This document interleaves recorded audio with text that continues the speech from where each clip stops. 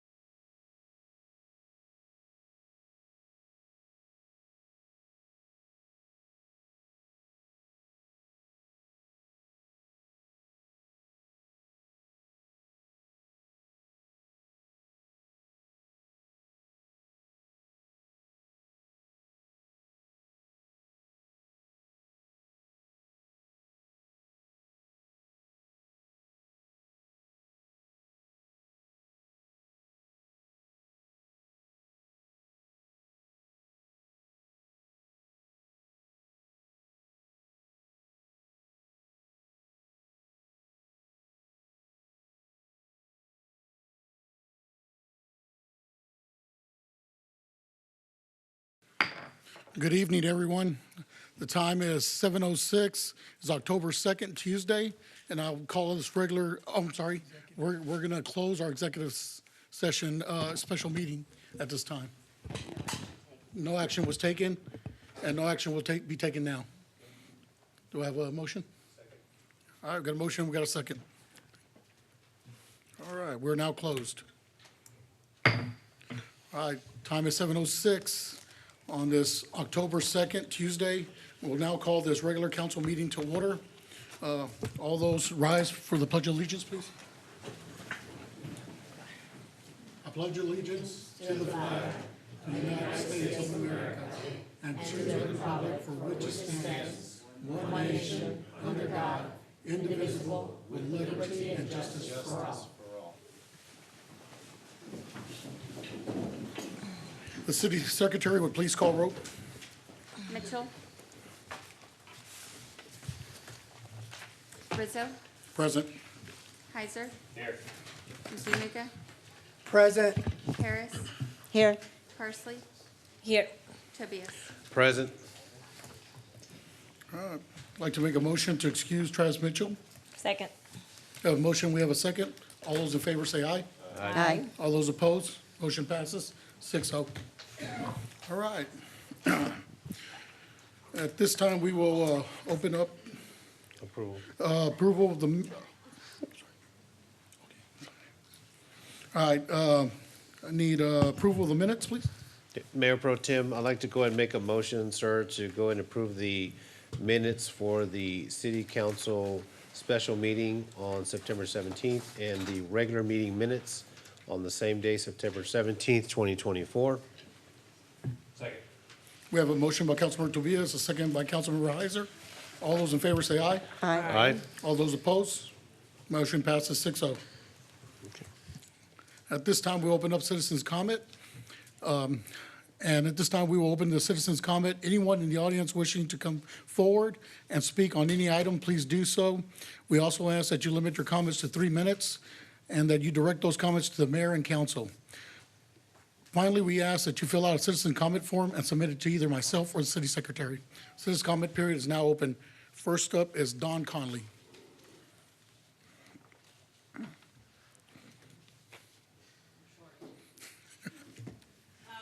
Mayor Pro Temp and City Council. My name is Dawn Conley, and I'm a resident of Lakeside Crossing Community. I volunteer as the Program and Entertainment Coordinator of a senior nonprofit organization called Kyle Area Senior Zone, CAS for short. I'm learning with the new coming in of new city council members and new staff, there seems to be a telephone game that happens. While it's not the new staff's fault for receiving the wrong information, it is the city's responsibility to be held accountable to fix the correct and any wrong information the staff and council receives. The Webster Dictionary defines the word dedicate as to set apart to a defined use. I would like to read from the Hayes Free Press article. Kyle Area Senior Zone Officer Adele Hurst and Kyle Mayor Lucy Johnson are joined by local residents for the official rededication of the Kyle Old City Hall. Hundreds celebrate the lease transfer of the facility from the city to the senior citizens group. Officially, a special use transfer of the facility from the city to the Kyle Area Senior Zone was signed. Officers of CAS included Adele Hurst, who spearheaded the renovation and thanked the city. Congressman Lloyd Doggett, Kyle Mayor Lucy Johnson, Representative Patrick Rose, and dignitaries mingled with the crowd. This was from 2010. The plaque is still found in the hallway at the Krug Activity Center. CAS knows it is a city building, and we are grateful to the city of Kyle takes care of their seniors with this dedication. I am begging you as a city council to help stop the telephone game and go back to the agreement set aside with former city councils. Krug Building is a city building dedicated to CAS, and with this, the city is to ask to work to not disrupt our calendar. Would it be right to start designating Maddie's Corner as the police station as a storage space on Mondays and Wednesdays because it's not always used? No, this is dedicated for a special place. Does the city go to the VFW and ask them to remove themselves on certain days? No, this is a special place. All I keep getting from city staff is, well, it's a city building, as if this is to justify their lack of communication and also justify taking calendar time for set and weekly programs. I was heartbroken to be told no programs can be happening on the weekends of December when I was asked for our programs also to be moved to daytime. The request was denied, yet y'all are going to be discussing tonight about CERT using the building on a weekend that overlaps CAS time. How is it fair to be told no one that the organization steps in and does this? The comment made to me, well, it's a city building. CAS has no problem with CERT using the building. We just wish for open communication and respect from the city departments and council to recognize the Krug building as its home. Thank you, Ms. Conley. All right. Next up is Ms. Cynthia Bentley.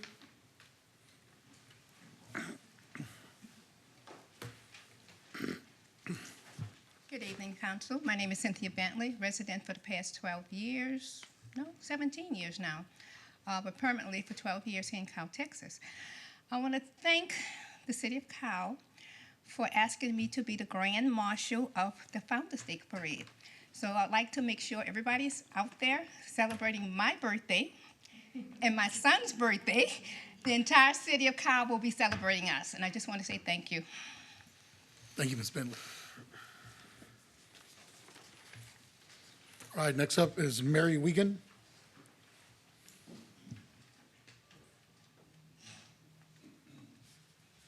Good evening, Mayor Pro Temp and City Council. My name is Mary Wiegand. I appreciate the opportunity to speak about the farm property at 1100 East FM 150, our homestead.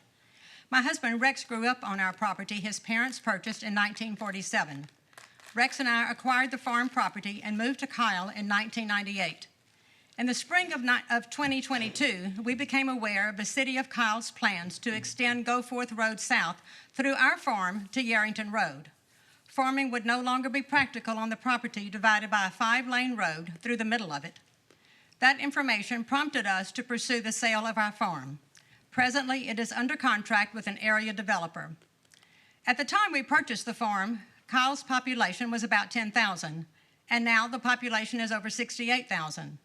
With the present growth in the Kyle community comes the need for carefully planned housing for teachers, municipal workers, and many others in the area. Each of the 3 Hayes CISD schools along East FM 150 are Title I schools, where at least 40% of the student population is from low-income households, and federal funds are used to supplement the school's existing programs. Later this evening, our developer will share plans to build multifamily units, single-family, and townhomes, propose commercial and civic hubs, park and open spaces that include the Vibe Trail, and construct a portion of the Goforth Road south. We hope the council will find the developer's plans favorable for the Grove at 1100 East FM 150. Thank you for your time. Thank you, Ms. Wiegand. All right, at this time, next up is Tracy Shield.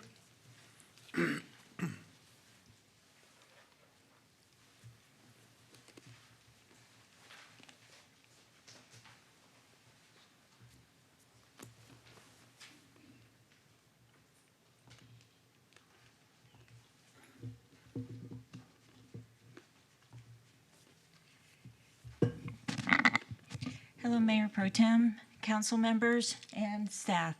Tonight I come to you with 3 different issues. The first one is agenda item number 24. As an HOA president, I ask that you approve the amendment to the ordinances for the signs. That will very much help the HOAs let our residents know what's going on in our neighborhoods, as well as letting them know what's going on in the city as well. So please approve.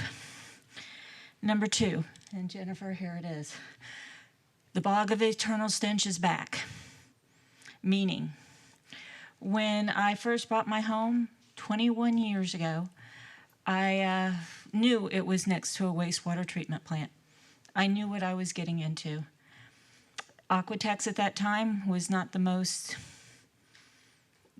best when it came to keeping up with that. And so the city then determined that it needed to take it over. And I want to thank our city staff for what they did at the time, especially Jason Beamer, who worked very hard in trying to get that back up to TCEQ criteria. Then we had the wastewater, the expansion of the plant. And overall, that went okay. I mean, we had some glitches here and there, to be expected. But the last several months, I don't know what has happened, but we are smelling the wastewater treatment plant on almost a nightly or every other night basis. If the wind is dead, we're smelling it. And it's bad enough where they smell it at the front of the neighborhood. People who, when they bought their house, they didn't know that that was there because, of course, that's not a great selling point when you're trying to sell your house. But so I don't know what's happened, but please, I'm asking the city to look into that, okay, and figure it out because it's getting really bad. Number 3. As a resident of the city of Kyle, I was very disappointed at the last council meeting. Several of you, when I was on the dais, know about my, pet peeve of East Kyle versus West Kyle. We are not the city of East Kyle. We are not the city of West Kyle. We are the city of Kyle. And yes, I know we have I-35 that goes right down the middle of us, and we also have a railroad track that pretty much goes right down the middle of us. But we need to encompass that as a commercial, tax-paying entity within our city, not a boundary to the city. And we just need to know that this whole thing between east versus west has got to stop. So, thank you. Thank you, Ms. Shield. Next up, we have Ms. Melissa Medina.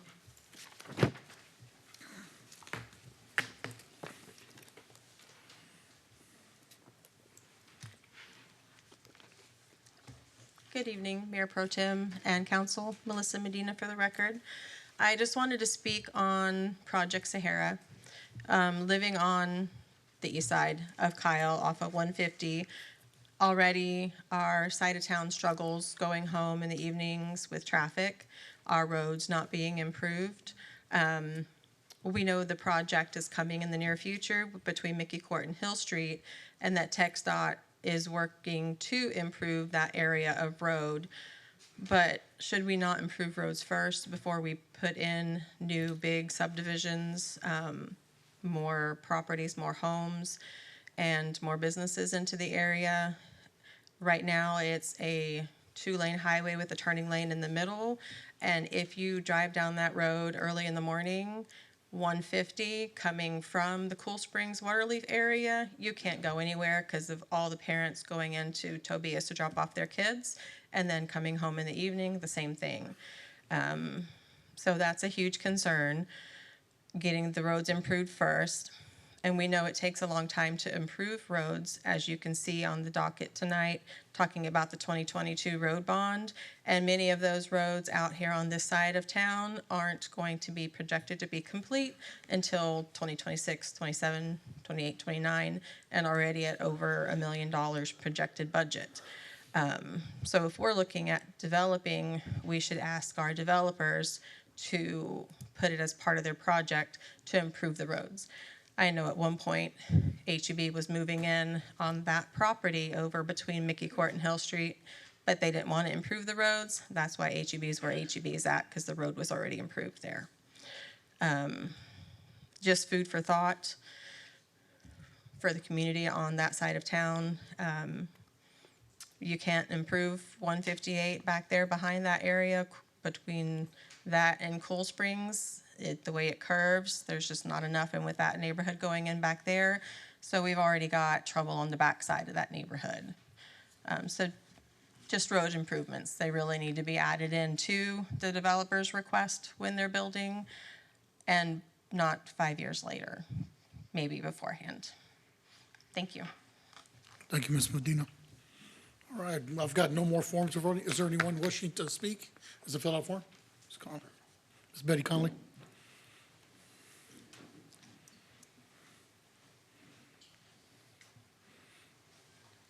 Could you state your name, please?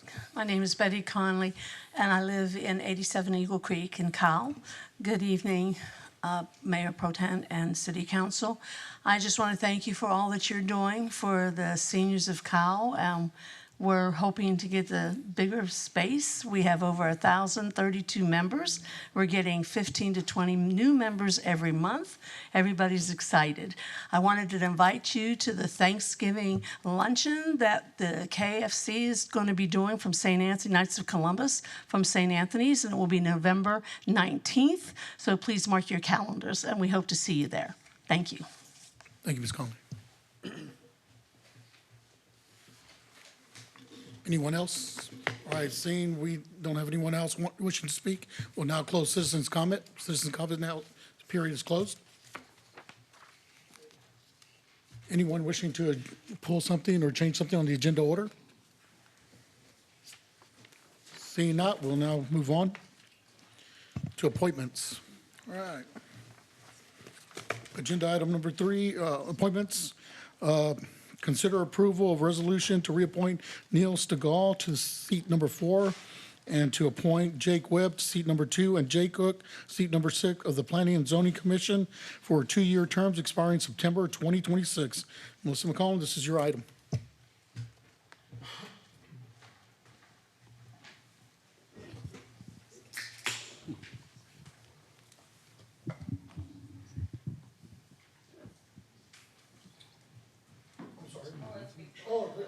Look down, Victoria Vargas. I'm sorry, Ms. Vargas.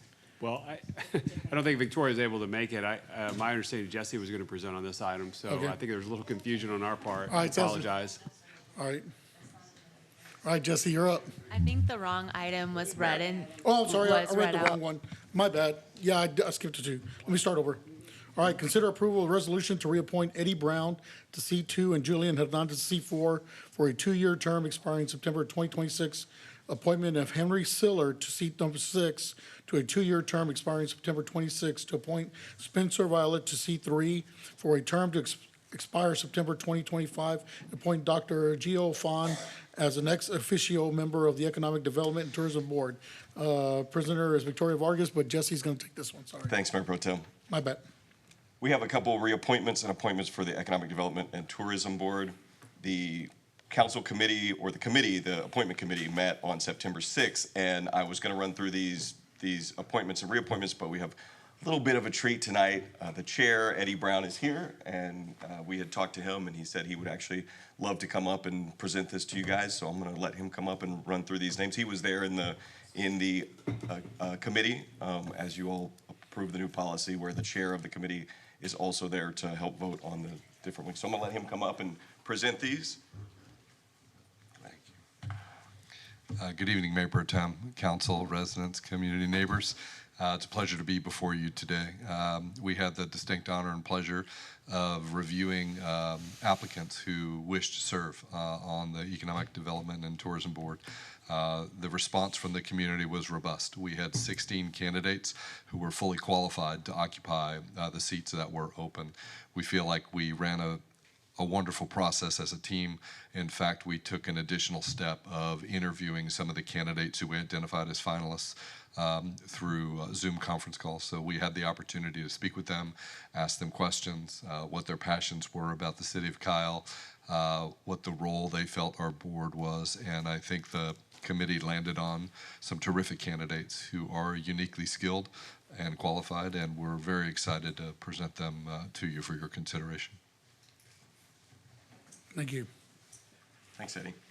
So we have reappointments of Eddie, our chair, and Julian Hernandez. And then we also have new appointments of Spencer Violette in seat 3 and Henry Siller in seat 6. These are recommendations for appointment.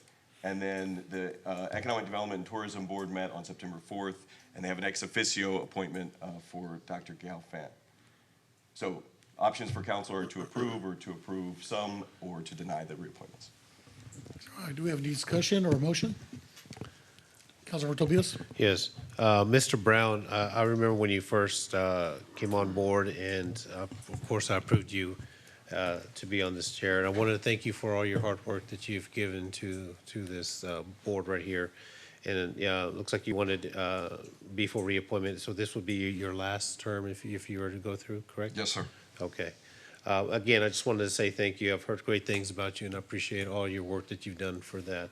So with that, Mr. Mayor, if there's nobody other that is going to have any dialogue, I'll go ahead and make a motion to approve agenda item number 3 for the reappointment of Eddie Brown, Julian Hernandez, and Mr. Spiller, along with appointing Mr. Dr. Giao Phan to the Economic Development Tourism Board, and of course Spencer Violette for C3.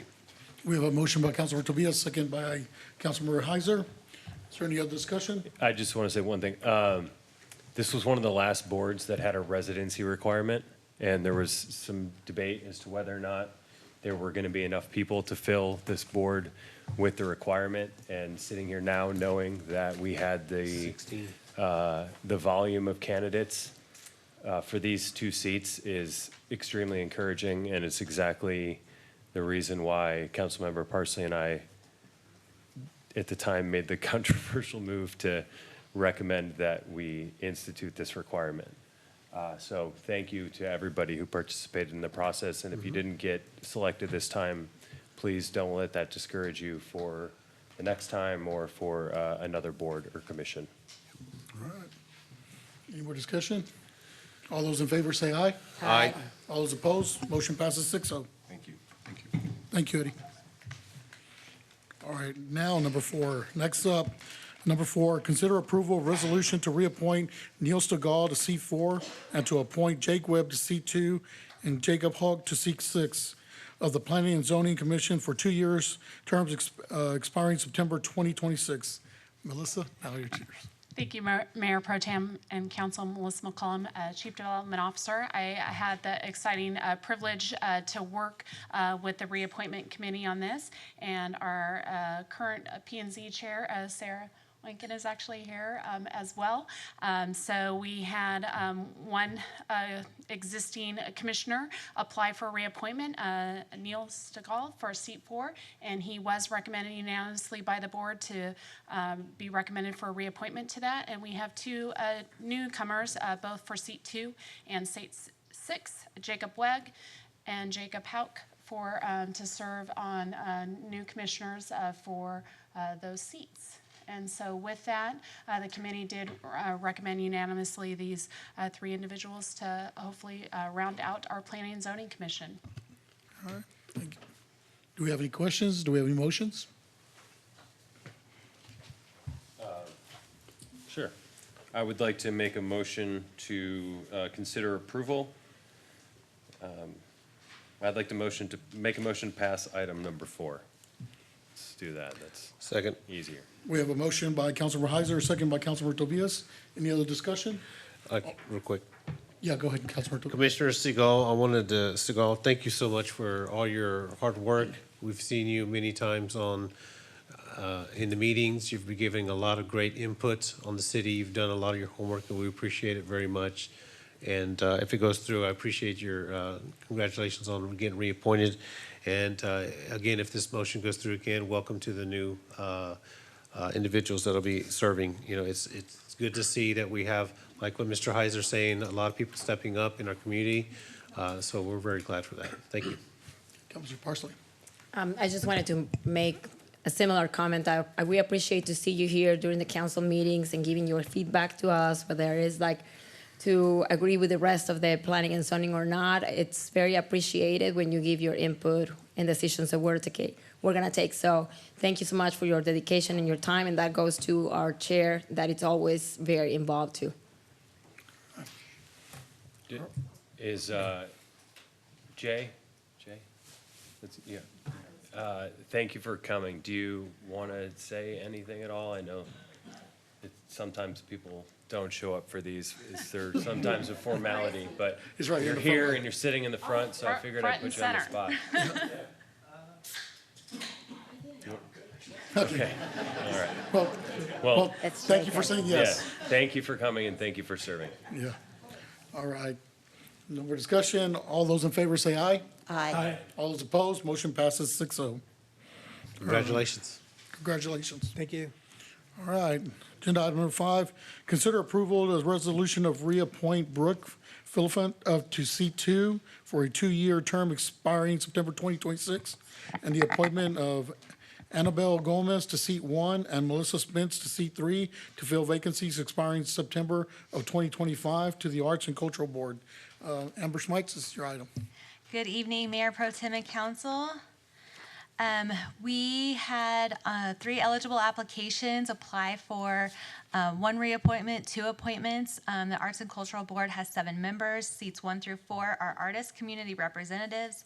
5 and 6 are citizen community representatives, and 7 is a business community rep. With these appointments, the board will still have 2 remaining vacancies that we will proactively try to fill, seats 4 and 6. So we are asking for reappointment to seat 2 with Brooke Philippant. She was appointed in April 2022 when the board was created.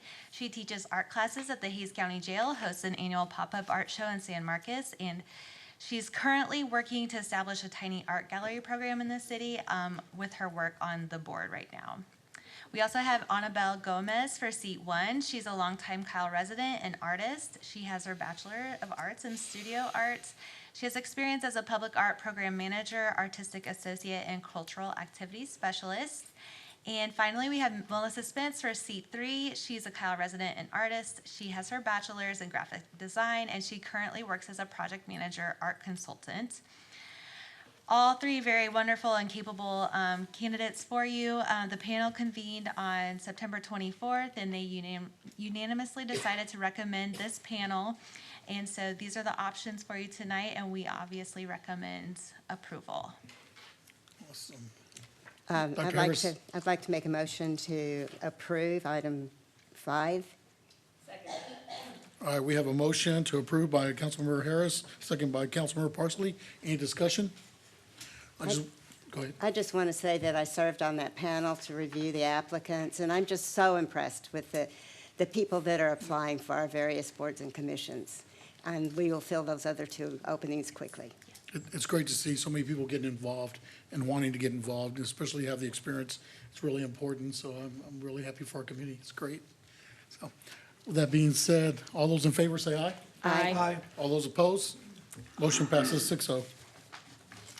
Thank you. All right, reports and presentations. A proclamation recognizing Domestic Violence Awareness Month. Councilmember Parsley. Thank you so much. City Council proclamation. Whereas the crime of domestic violence violates the basic human rights of safety and dignity, and 216 Texans were killed in an intimate partner homicide, including 179 women and 37 men. And whereas the problem of domestic violence is not confined to any group of people, but cut across all economic, racial, gender, and societal barriers. And whereas the impact of domestic violence and teen dating violence directly affects individuals and communities when society ignores or tolerates violence in relationships. And whereas last year, the Hayes Cowboy Women's Center provided face-to-face services to over 1,044 local victims of domestic violence and provided 7,438 days of shelter. And whereas last year, the Hayes Cowboy Women's Center provided these direct services to 157 victims from the city of Kyle. And now, therefore, I, Daniela Parsley, by virtue of the authority vested in me as a city council member, District 5, do hereby proclaim the month of October as National Domestic Violence Awareness Month. So I'm really excited to be able to bring awareness regarding domestic violence and appreciate the job that the Hayes Cowboy Women's Center has done with us. It has been great to be able to help a little bit with the efforts that you guys do. I'm glad that was at last meeting that we were able to increase the amount that the city of Kyle gives, which is just a token to the incredible job that you guys do for us and for so many people that are struggling. So I don't know if we would like to, I don't know if anybody else, but I also would like to call on Miss Christine Dalton because she's our Victim Services Liaison. And I don't know if you would like to share something with us, too. Hello. Thank you for the opportunity, Mayor Pro Tem and City Council. So my name is Christine Dalton. I work within the Victim Services Division with the Kyle Police Department. So I'm going to echo a lot of the sentiments that you've already talked about today in proclaiming October National Domestic Violence Month. So this is an issue that's really close and personal to us in the Victim Services Division, and I think it would be important to honor Samantha Dean, who was our original Victim Services Coordinator and actually lost her life to intimate partner violence. So February 2025 will be the 10-year anniversary of her death. So we're here today because of her and also all of the victims of domestic violence. So as we all know now, October is National Domestic Violence Awareness Month, and it's important that we gather today not just to raise our voices, but also to demonstrate a united stance against the issue that affects countless lives within our community and beyond. In the United States, roughly 1 in 2 women and 2 in 5 men have experienced domestic violence, and that's just what's reported. There's countless instances that are not talked about, and that's part of the issue. Domestic violence can take many forms. It can look like physical, emotional, psychological. And this year alone, our Victim Services Division have served over 150 victims of domestic violence. And that number will continue to grow as time goes on. Domestic violence doesn't discriminate, like you were saying. It doesn't discriminate for anybody's age, gender expression, religious affiliation, or social status. It can touch all of us, and it does. It takes many forms, like I talked about, and education is one of our most powerful tools. And that's one of the main focuses of the Victim Services Division and the work that we do. So by raising awareness, we not only bring light to the issue, but we can empower victims to seek help, have access to resources like the Women's Center, and also to encourage bystanders to take action. It's critical that programs like our Victim Services Division exist so that we can encourage conversations about healthy relationships and what abuse looks like. It's important that we educate ourselves, each other, and our children about what domestic violence is, and how to stop it. So by providing those services, we can continue to foster a community in the city of Kyle that puts forth the effort to stop violence, and in turn, a community that supports healing, hope, and works tirelessly to ensure that every individual knows that they deserve to feel safe and valued. Thank you. Thank you so much, Christine. And we have several representatives from the Hayes Cowboy Women's Center, so would you like to stop by and share something with us? I just want to, Melissa Rodriguez, I'm the CEO of the Hayes Caldwell Women's Center. I first want to thank you for not only sponsoring the proclamation today, but also for, I want to echo that support and increasing our award this year to provide those services for the community. We cannot do the work that we do in the various ways that we do it, with shelter, counseling, crisis intervention, advocacy, hospital response, work with children groups, helpline, all of it. Without that support. So we really appreciate that. We also want to encourage any community member to attend any of our events. We're hosting lots of different activities throughout the month of October. One of those, I sent an invite, I hope you received it, for a homeless coalition that I know they're about to come up as well. I am actually presenting as talking about the intersections of domestic violence and homelessness, and making the community aware that the #1 cause of homelessness for women and children is domestic violence. So I encourage anyone that wants to attend to please sign up. And we also have a conference coming up at the end of the month where we will have some renowned speakers that are going to be talking about this very issue. It's in Caldwell County, but everyone is encouraged, and I think we left some flyers in the back. So thank you. I appreciate the support. And if there's ever any time that any of you, if you haven't come to our center, I know every time I come here, I'm inviting everyone. But I do encourage you to come into our facilities. I'm happy to show you around and let you know where your money is going. So thank you. Any discussion? Dr. Harris. Just want to make a comment.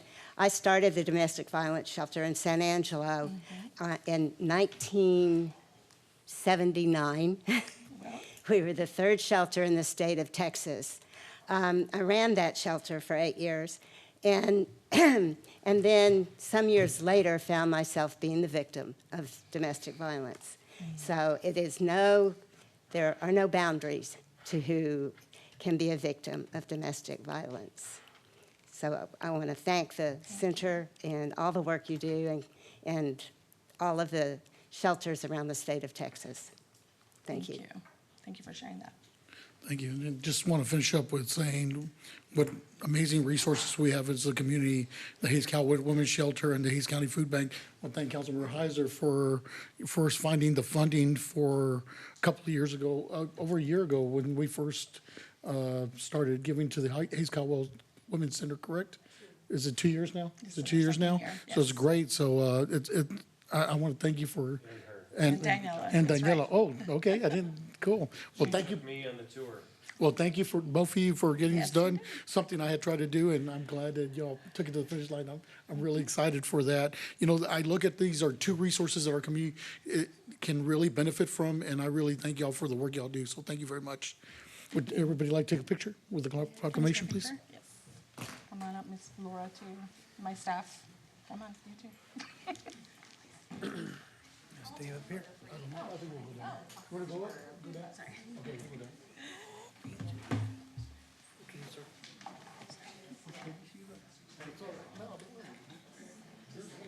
All right, y'all got to get real close like y'all like each other.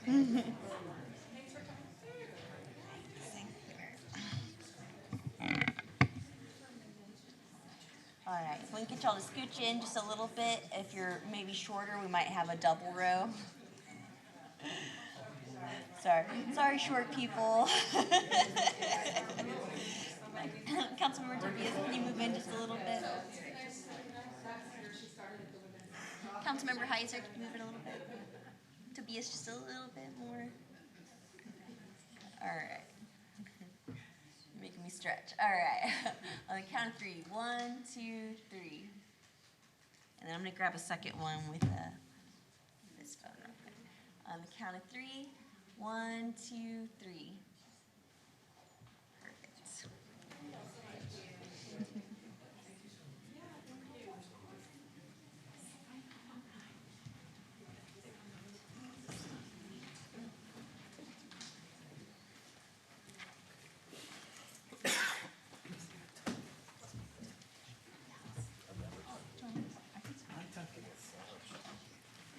Okay, it's time.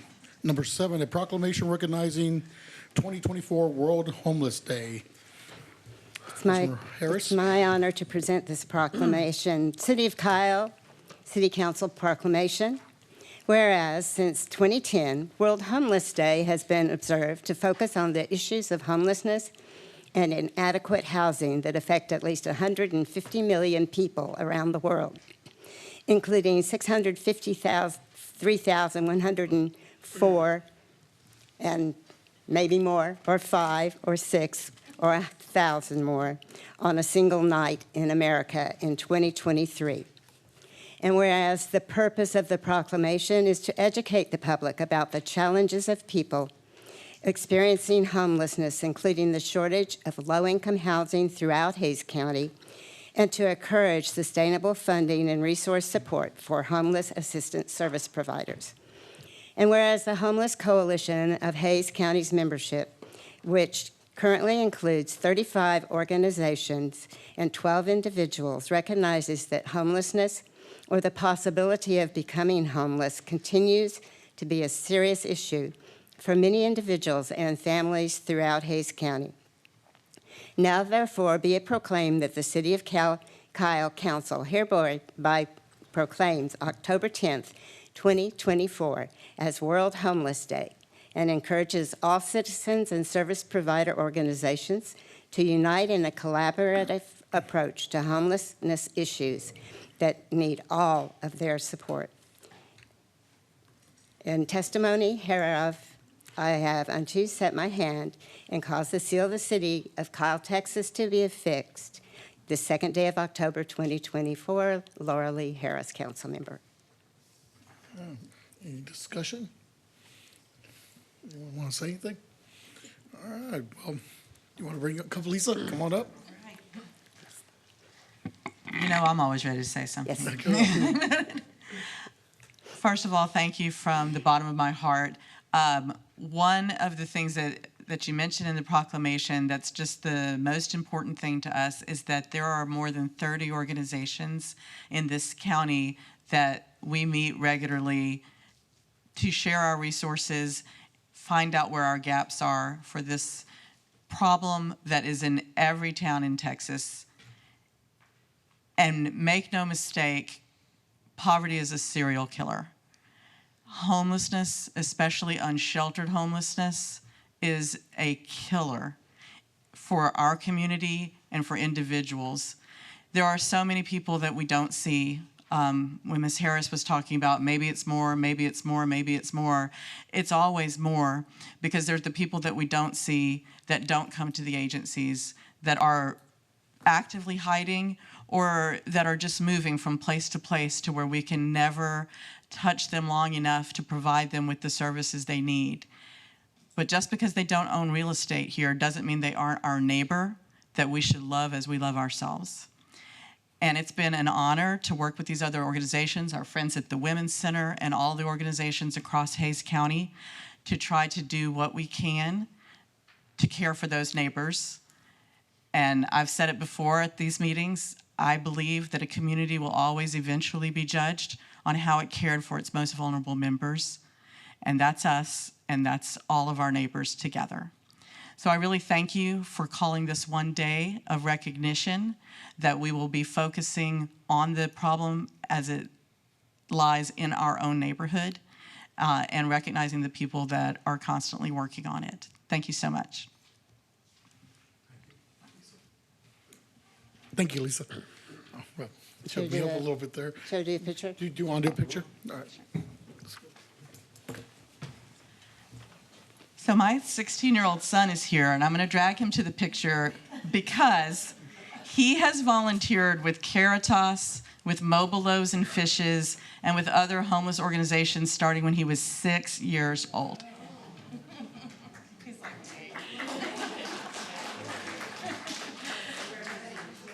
Perfect. All right. If y'all can scooch all together as close as possible so I can get as many people in the photo.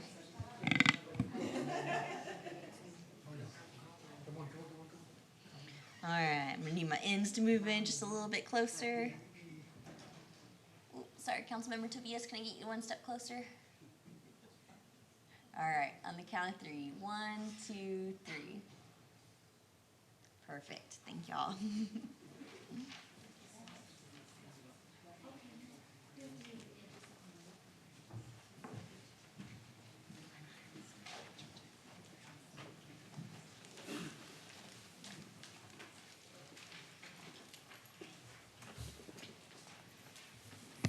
Right, moving on, number 8, receive a report, hold a discussion, and provide staff direction regarding the cities of Kyle's 2022 road bond project. Joe Cantalupo, K-Freeze. Good evening, Mayor Pro Tem and Council. For the record, I'm Joe Cantalupo. I work for K-Freeze and Associates, and I am the program manager for your road bond program. I have a pretty complete presentation tonight, and I'm going to try, well, if I can figure this out, go fast. So I'll start with a couple of key takeaways, and if you need me to slow down or speed up, please just tell me. The first thing to note is that we are making significant progress and forwarding all the bond program, the entire program and the projects. You'll see that some projects are experiencing some delays, but we're able to accelerate others. You'll also see that current projections, it's not money that's already spent, but we update schedules and budgets regularly, and right now we're showing against $294 million the potential for an overage of about $1.1 million. And we can talk more about that when we get to those numbers. And that there are still some significant challenges. I always like to tell you all that right-of-way acquisition and utility coordination are the things that we have the least control over, and that continues to be the case. So the first up at Marketplace Avenue, that is the project that was out to bid, awarded, and will soon celebrate a groundbreaking for. Just looking at the schedule, it was delayed 2 months. We worked through a Vibe Trail redesign, working through some outstanding easements, and are adding a pressurized water line. But with all that said, the original delivery date was March of 2025, and now the new delivery date is May of 2025. And I should note that when I tell you for the rest of the projects that something is either ahead of schedule or behind, that it's compared to the update we did earlier in the spring. BB Road West, this is the part of BB Road that goes from the I-35 frontage road to more or less about where Republic Drive is.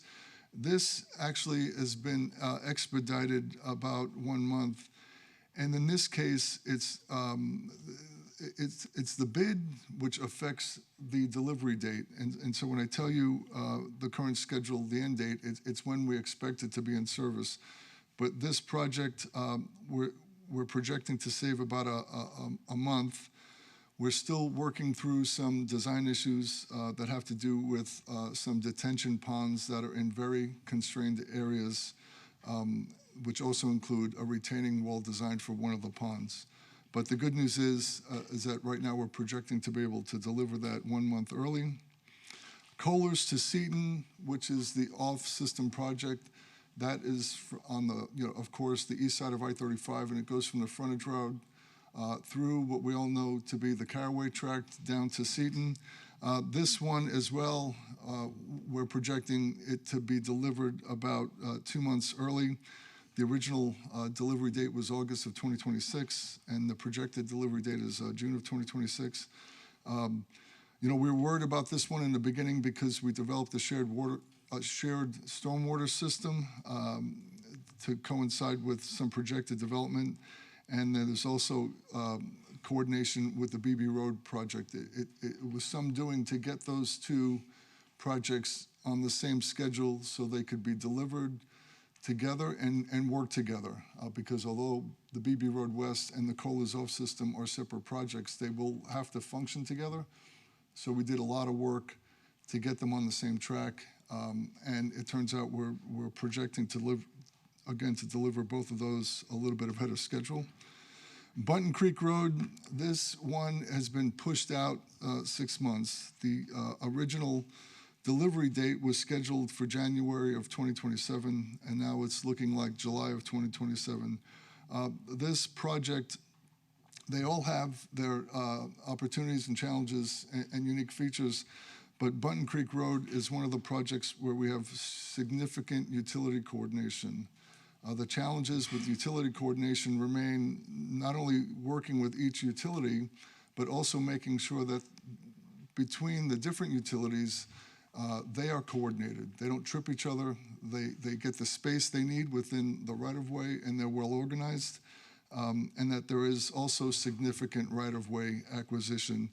And those complications or potential complications have us right now, again, projecting to be 6 months out.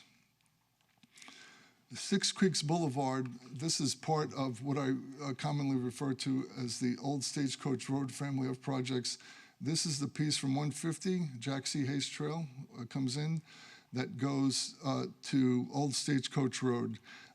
This is the schedule that we had, but we're still working on updating the schedule, and that is because the discussions with the primary property owner have stopped, and the decision was made to revert back to, instead of crossing a property, is to widen and improve the existing road. And so because of that change in the project, we are currently developing a scope to design the improvement, again, of the existing road as opposed to designing a new road. And we're doing everything we can to save time and to gain some of the time back, although we don't know exactly where the schedule's going to land. One of the things we're doing is we're going to forego what we call the schematic phase and use an early phase of final design as the phase of work that we review. And we're able to do that because we've already gathered, the design engineers have already gathered some data that can be reused, and because we're very familiar with the area, and also because it's a relatively short road in terms of distance. There'll be more information on that as we get through the redevelopment of the scope for this project. The next piece is the Old Stagecoach Road piece. It goes all the way from Six Creeks, all the way down to where what we call the off-system part of Center Street. This one we're projecting to be expedited by 3 months. The delivery was going to be January of 2028, the beginning of 2028, and now it looks like we'll be able to deliver that at the beginning in September of 2027. This too has some significant challenges with regard to utility coordination and significant right-of-way acquisition. There are 2 relocations of families, and there is another right-of-way acquisition that involves, helping relocate some part of a business, a storage area for cars. The good news is that we saw that coming, and we were able to start the right-of-way acquisition process for the parcels that involve relocations early. It is a pretty detailed process, and the other reason is we didn't want to rush the property owners through anything. We wanted them to be able to, to ease into the process, understand what was happening, and we wanted to be able to work with them as much as possible. But because we're able to do that, and we were able to still project that we can expedite this part of the project by about 3 months. The last part of that family of projects is Center Street, which we call the off-system, which again, off-system is compared to a portion of Center Street that's owned by TxDOT, which we refer to as on-system. This one, it looks like we're going to be able to expedite this by about 9 months. I'd like to say that we're all these magical, magicians, but a lot of it had to do when we broke up Old Stagecoach Road into 3 pieces, and some of it had to do with the way the project is developing. So it's a little bit of both. But instead of delivering it at the end of 2027, in December 2027, we're now projecting that we can do that in March. We're still always, for this one as well, worried about utility coordination and right-of-way acquisition. Center Street on system, this is the part of Center Street that goes from, where 150 comes in and down, through the middle of town, right up the street here. This one is good news too. We believe that we can expedite that delivery date by about 5 months. The original was in July of 2027, and the current schedule calls for it to be delivered at the beginning of 2027 in February.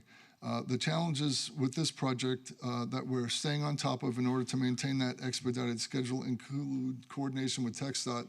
Now, that's not to say that TxDOT is not helping, but it is their road. They have certain standards and processes, and that just takes time. And so please know it's the process, not the organization. And there is significant utility coordination. You know that it's a very constrained corridor, and so that is taking some time to work through.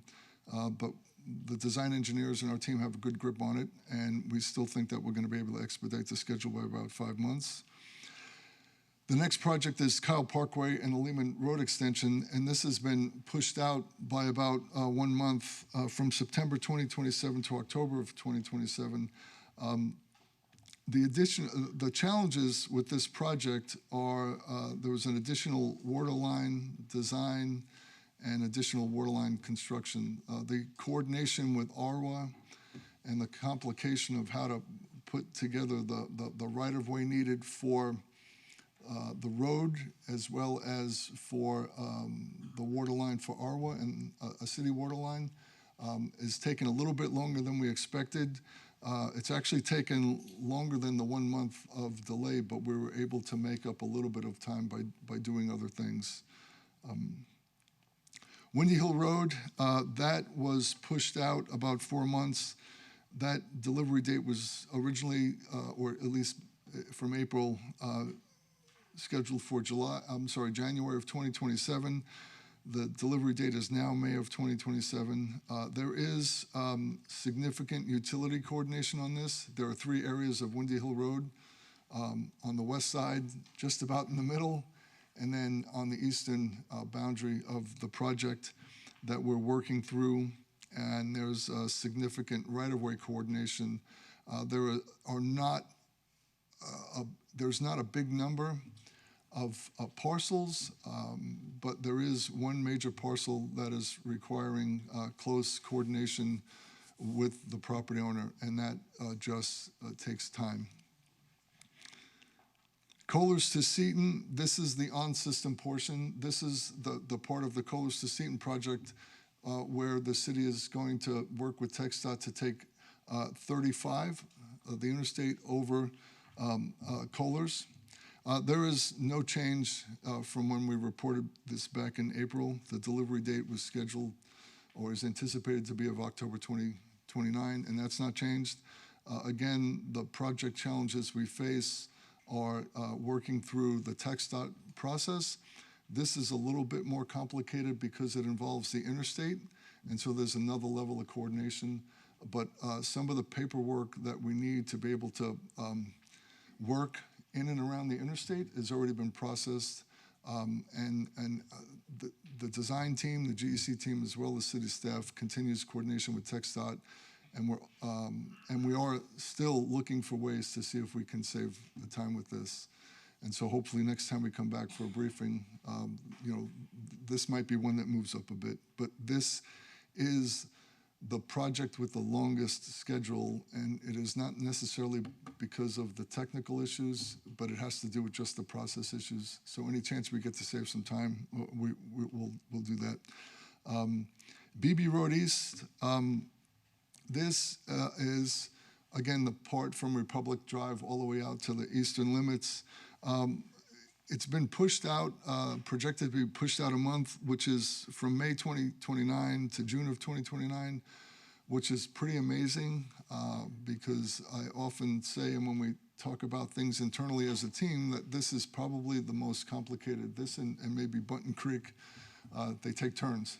But there are over a dozen utilities in this corridor. It's very constrained.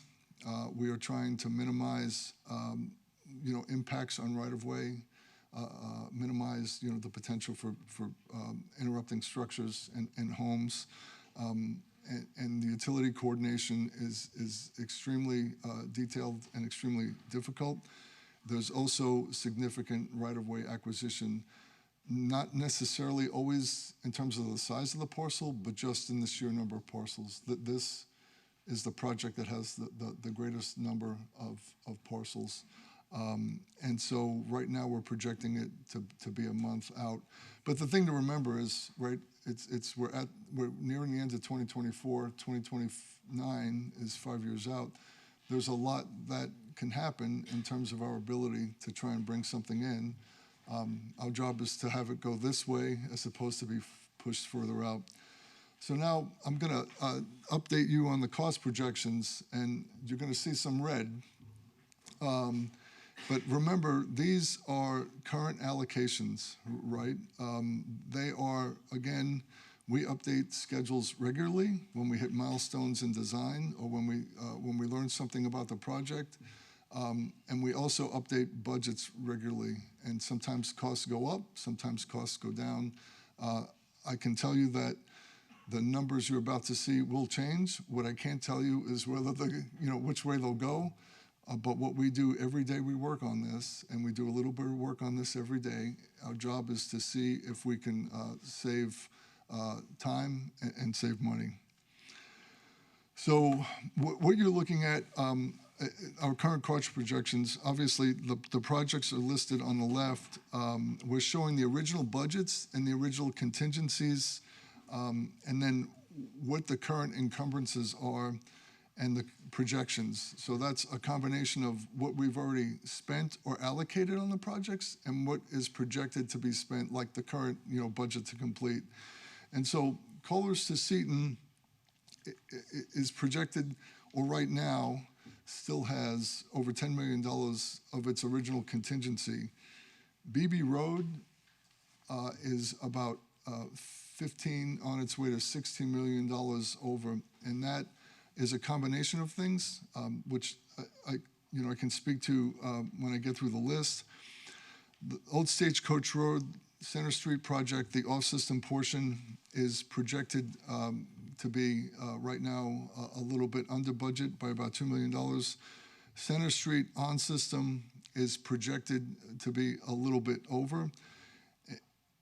Kyle Parkway Lehman Road extension is about $8.7 million under as of right now. Marketplace Avenue, the bids were favorable, and they came in about $2.5 million less than we had budgeted. But the thing to remember about Marketplace is it's just going to construction. And what we don't know is if there will be some complications that you don't know until you start digging. Not to say that there will be, but that's the other thing we need to keep in mind. Button Creek Road is over $2.8 million projected to be over, and Windy Hill is projected to be over by about a little bit less than $100,000. And when you take all those numbers together, right now we're projecting to be about $1.1 million beyond the current budgets, beyond what we had planned for contingency. Against a $294 million project bond, that is, I think, by lots of measures, we would be, you could say that we're just about on budget. But the thing to remember is that we still have a long ways to go. Utility coordination, again, is something that we worry about and we try and stay on top of. And the right-of-way acquisition is the thing, you know, we worry about the most. As the appraisals come in some places they're less than we expected. In some places they are more, and that is what we. That's probably the biggest area where we don't have a lot of control. I can come back to this when I'm done if you'd like. So. Again, I did have a quick. Oh, yes, Councilman. I didn't want to interrupt. No, Just to it's jump okay. in, all the projects have been bidded for construction? No, sir. So- Only Marketplace has been. The other projects are making their way through design. So- It'll be some time. So is there enough funds available for the construction bid still? In some of these, there's no more money left out of the allocation? Right. So we haven't even got to the construction bid amount? Right. Okay. So if nothing happened, Mm-hmm. right, if the program didn't catch any breaks, and if nothing changed in terms of things getting more expensive, the city would need to, kick in, find $1.1 million. But I can tell you that number will change. I just don't know if it's going to go toward the positive or toward the negative. It could be that when something goes to bid, you get a break like what happened with Marketplace, right? And bid comes in favorable. It's a good time of year, or costs have come down, and then you start to save, money that way. Or it could be that, things happen in the marketplace that cause construction materials to go higher, labor to go higher, and a bid comes in higher than expected. But again, and I know I said this several times, the design engineers in our team regularly update the cost estimates, and when they do it, they do build in a little bit for inflation, and they do look at other projects and see what they're currently bidding at, right, to see what things are costing and how long things are taking. The other thing to remember is design goes on. The further you get through design, the more predictability you have. And so we'll be able to, for each one of these projects, give a higher degree of confidence as we get through the design process, and then we'll be able to, to better assess whether or not we're worried about that 1.1 number or not. And I hope that makes sense. Yeah, I would just say I think BB is the biggest outlier, right, out of all the roads projects of what you had in your contingency and your initial amount. So it's driving up a lot of the numbers. Right. In BB, there was a lot of extra scope, right, that went into the design. We're dealing with, again, drainage, right? The drainage on that project is pretty complicated. There's a wetland not too far away from Republic Drive before that first sharp turn. There's a floodplain.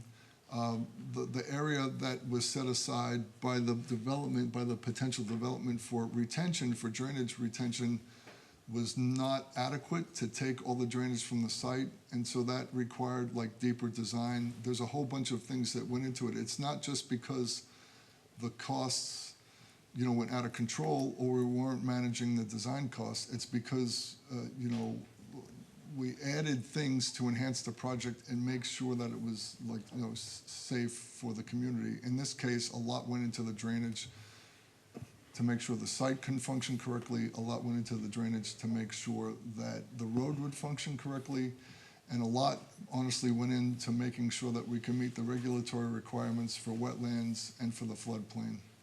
And that takes a lot of time. a lot of analysis, and in this case, it took a little. That's good for the public to hear, what happened there. Sorry. If you could keep that presentation going, please, Joe. 'cause Sure. I know a sure. lot of us have a lot of Yep, questions. absolutely. So this is just sort of a little bit of a wrap-up. I've already talked about how we're projected to be about $1.1 million beyond our contingency. I've already mentioned that, keep in mind, because we're really encouraged by marketplace, but we won't know whether that under amount will decrease or increase until we get to the end of construction.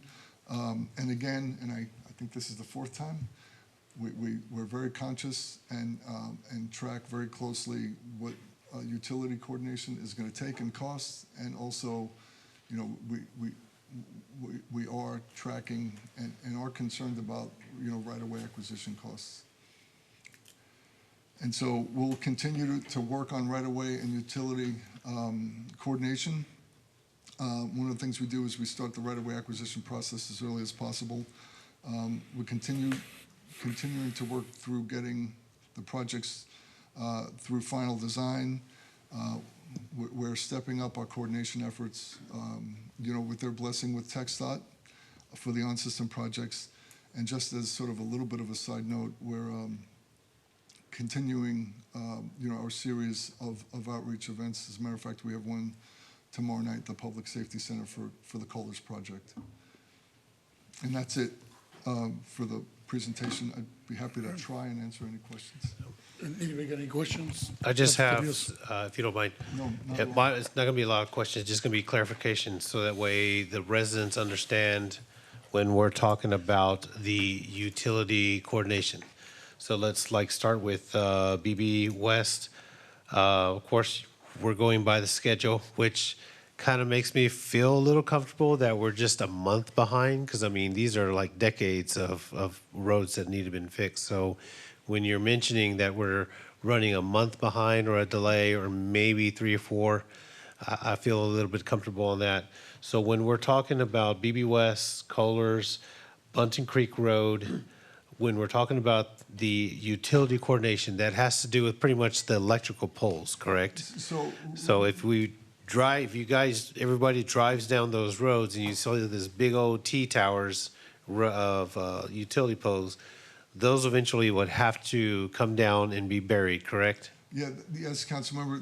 One of the metrics or the standards that council and staff have set for the program is to bury utilities, where they're above ground, to bury them, and that offers a series of complications. Yep.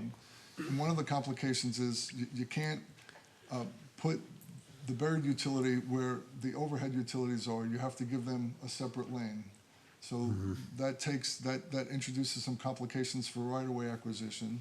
The other complication is that they are still experiencing shortages of equipment, and with the city's manager's blessing, we've offered to try and be a little bit creative with them. Like, could they stockpile equipment, or there are things we can do in terms of design to minimize some of the equipment.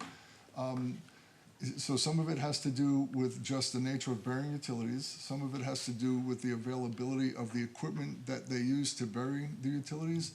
And some of it has to do with just getting in line, right? There are lots of places that need the utilities' attention, right, all over, the region. And the way we do that is we meet with them regularly. We had a meeting with them on Windy Hill last week to just make sure we're all on the same page. We had a brief phone call with them this morning to talk through the rest of the program. We try to get them to review things as early as possible to save some of their design time. But it's a combination of things. But you're right, it is a direct result of wanting to bury the utilities to add some aesthetic value to the projects, in addition to the functional value that comes along with improving the roads and making them safer. Yes, sir. Because when we're talking about BB Road, if you drive that every day, it's those electrical poles that got to be buried. Yep. And going back to Bunting Creek Road, I know Councilman Zuniga, you made a video today about the roads and the traffic congestion, about trying to make those improvements. I just see driving that on occasion now. I think one of the big issues we're gonna have is that huge metal electrical pole or tower that's like right in the middle of Lehman and Bunton. Is that going to have to be buried as well, or is that gonna have to be just some kind of a, you know, like we have Stagecoach Tree, you know, we gotta go all the way around it, because I mean, that thing is huge, so, I'm starting to dream about electrical poles. Yeah. I just can't see that one. yeah. It's right there, it's there, but of course you got poles that go all the way down. So it's just getting the residents to understand. I know that we passed this in 2022, and a lot of people are so eager to get these roads going, and they're saying, when is construction starting? At least it gives us now a timeline, would you just present it? Again, I feel comfortable that some of these projects which you're projecting is a month or maybe 3 months behind. But if you look at the dates, they're all pretty much in sync with about 2 or 3 years of each other. So it's, again, preparing the city of Kyle, the residents, that we're about ready to start doing some serious road construction on all these roads. They're going to hit at the same time. So we need to get ready for that. And so I just wanted to clarify on the utility coordination, because everything that's stated in there is the right-of-way and that. We just want to make sure that people understand when we're talking about that, we're talking about really burying all of the electrical poles and Wi-Fi poles and anything else. Yeah, that's a great point, Councilmember, is that most of us, we see the poles and we see a wire on it, but many of those poles, they not only carry electric when you see different levels, but they may carry 2 or 3 different, like, internet providers. Yep. And so that's where the complication comes in. We're really facilitators and organizers of the utilities. We have one person that does nothing but talk to the utility companies to help keep them in order and working together, so we don't get in the middle of, where they're disagreeing and slowing us down. Yes, I mean, we got to make sure we let people know that, because if your Wi-Fi goes down when we're doing construction, it could be Wasn't us. something like that, yeah. Thank you, Joe, appreciate it. You're very welcome. I yield, Mayor Pro Tem. Anyone else? Councilor Parsley.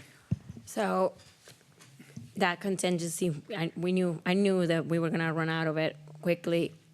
What do you anticipate having design and working road construction for a while that are gonna be the issues that we're gonna be facing?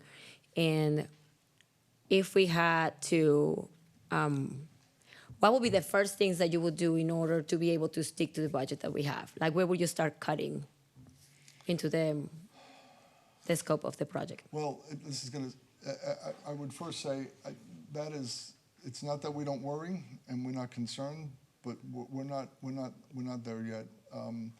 But we would look for opportunities to see where we're bearing utilities. Is the cost of bearing utilities worth the benefit from it? So, for example, there may be areas of projects where the visual impact of removing 3 poles is not that great, but removing the 3 poles and burying the utilities is very, very expensive. So, the benefit might be out of whack with the cost. That would be the first place we would look. And actually, we are evaluating right now. Our utility coordinator has identified a couple of areas where that might be the case. Not that we're going to act on them immediately, but just so we're prepared for if we have to make some decisions. And it may not always be because of money. It might be because of time, right? But I think utility coordination would be one place. If, as we're going through design, there are opportunities to maybe modify the design a little bit without changing the intended function of the road to save right-of-way acquisition, we would do that. One of the things we did for BB Road near the wetland and floodplain area is they narrowed the section just a tiny bit to avoid having to get into a prolonged permitting process with the regulating agencies. That doesn't necessarily save a ton of money, but what it does is it saves a ton of time, and in a way it saves money because things just get more expensive, right? Yeah. So we would go to utility coordination first. We're always looking for ways to save right away. And then beyond that, if we really had to, and we were directed to do so, we would see about maybe modifying the projects and maybe shortening the length or doing something a little bit less. But we're not there yet. We talk about this every single day. And we still have a long ways to go. When the budgets start coming in and we start taking more things to bid, we'll be able to tell whether or not we're gonna have to do things like that. Well, I remember our first talks about this project and talking about the contingency. I think that Michael and I probably have mentioned a couple of times before that we're gonna run out of that contingency really quick, and I'm just seeing it happening, and we haven't even started constructing, so that's what my biggest worry is. I know you're worried about money Because, right. like, what do we tell the residents? Hey, we might need to go into another bond for another $10 million because we are short, or does it come out of general fund, or where are we going to get it from? But please keep in mind, it's early. Yes, I The other thing to understand. keep in mind is that the projected depletion, because it's not a depletion yet, of the contingency, right? The current budgets and the current projected depletion mostly has to do with things that we've all added to enhance the projects, right? Like utility, like grounding utilities. But also like making sure that the drainage system works properly, or maybe taking on a little bit more to improve what happens in and around a neighborhood. We added the 5th lane to Button Creek Road, you might remember early on, because we were worried that the traffic projections were on the border. So we decided, right, council decided to let us add the 5th lane because you wanted the project to last longer. Most of what has gone into eating the contingency, right, some of it has to do with projected costs, but a lot of it has to do with most, if not most of it, with just adding enhancements to projects to make them either more visually appealing, or to make them function better, or to solve a related problem. So I know we have to be cost conscious, but really what we're doing is we're adding value for having eaten through the contingency to this point. Okay. Just to add a couple of things, we knew this would be concerning, especially with the red. Red's never good, but Joe and I spent quite a bit of time thinking about how to present this to the council and the community, and I do agree with his comments. It's really just too early to make some of these projections. We want to show you the projections we have, but less than 5% of the money has been spent. The rest of these are all estimates. And Okay. we're trying to give you our best numbers, our most accurate numbers. We come back to you frequently. We'll keep you up to speed on that. There are lots of different levers to pull. If we end up being over budget, we can find ways to fund additional project money and figure out how to do that, or we can make cost reductions. As Joe said, some of the utilities is probably one of the easiest ways to do that. We've also asked some of the projects to take on more cost than was originally planned. So one of the examples that we had was off system for Kohlers. As part of the project incentive that we had for the Caraway development, the New Quest development, we paid more for the right-of-way than what we had originally intended to do. We made the conscious decision to take that out of these project funds, but those could have come out of general fund dollars or another source. We've shown them here, so they're kind of embedded in that. But if you were to break that out, that'd be another savings that would make this positive. So again, I think it's early. We want to just keep you up to speed with where we are. Again, Marketplace did come in under budget, which is a very good thing. I can't say that it will happen on every single project, but there's opportunities, I think, for each of these to see where we end up. And we'll know more in the next few months, and then we can make some of those decisions moving forward. So hopefully that helps, but we did want to give you our best estimates of where we are. Good. Joe, I remember. Oh, were you done, Donna? Well, I remember when we did start, and then there was a strategy of going for all 6 or 7 and trying to work them through. Would we have been, I guess, further along by focusing on like one and get it done? I remember that used to be a conversation. Like, could we get 1 or 2 done, then we move to the others? I know it's too late to go back to do that, but. I don't think so, Councilmember. We'd still be in the same place? Right, Okay. remember that, you know, you have a program manager and there's a GEC team, right, that helps push these along. And so, but more importantly, we're using 8 or 9 different design teams to get these projects done. So they're not. They're multitasking them. Well, Okay. you have different firms basically designing all the projects. So it's not one firm having to divert their attention from this project to this project. And I think really, because the city took that approach was, which was to select a design firm for each project, that, they're all moving as quickly as they could move. I don't think anything would have been different if you picked one off. Okay. I just hear that all the time. Why didn't y'all finish one first, start another? But Yeah. go ahead. Well, but I think Councilmember Tobias made the point, which is, get ready, because if these all maintain schedule, there's going to be a lot of fun construction going on. Councilmember Hurst. At the same time. I think what Brian just said is one of the keys that people need to hear. These estimates are based on only 5% of this project money has actually been spent. So we're a long way off, and Joe keeps saying we work on these numbers every single day. And, we have to place some faith in you that you are staying on top of that. With only 5% gone, it's very, very difficult to estimate. But that was part of our contract, was that these numbers would be as accurate as possible. So, thank you. You're welcome. All right, Joe, so one of the things I'm looking at is when we went to bond, we look at time, right? We look at material costs going up. So when we go to bond, we have estimates on what we're looking at. And I think right now, the reason that we're over is because of time. I mean, I know there's been leadership changes here at the city, both on the dais and through staff as well. And I think that might have put some of these projects behind. But what I'm asking right now is let's move them up.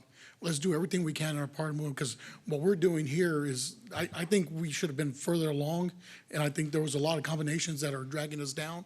So what I'm asking now is to do everything you can in your power to get these teams to move forward, because time is the enemy.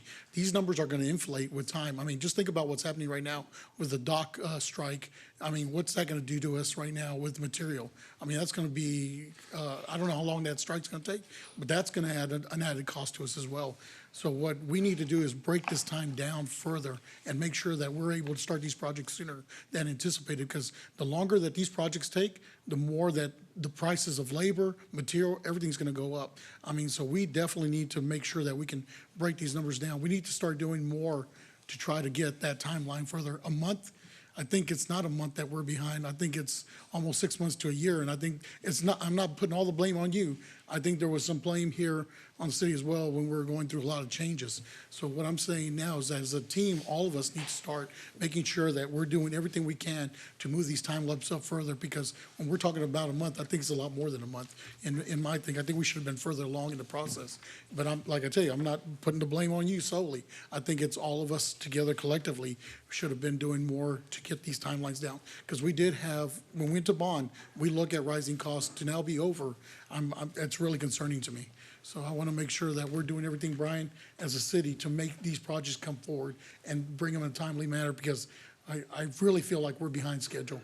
I mean, not by a month. I think it's half a year at the minimum. And I think we need to do everything we can to try to get these projects moving, because the longer these projects move, the more we're going to be pulling out of our general fund. And we did anticipate the rising costs. I understand what you're saying about adding projects and making projects wider, but grander, but I still think that time is our killer right now, and we got to do everything we can to minimize that time. And everything you can do for us, Joe, I'd really appreciate it. Thank you. All right. Anyone else? All right. Yeah. Well, Councilor Hauser. 2 things. Joe, when's the next time we'll get an update? Oh, I think we try and come back like every quarter, but we could push that out. We can bring it in, whatever you need. Okay. And between now and then, like, is there one thing you've learned throughout this process that you could share with us that might help us rest a little easier, seeing the numbers that we're seeing and with the budgets and the timelines? Sure. I should have gone to medical school. I'll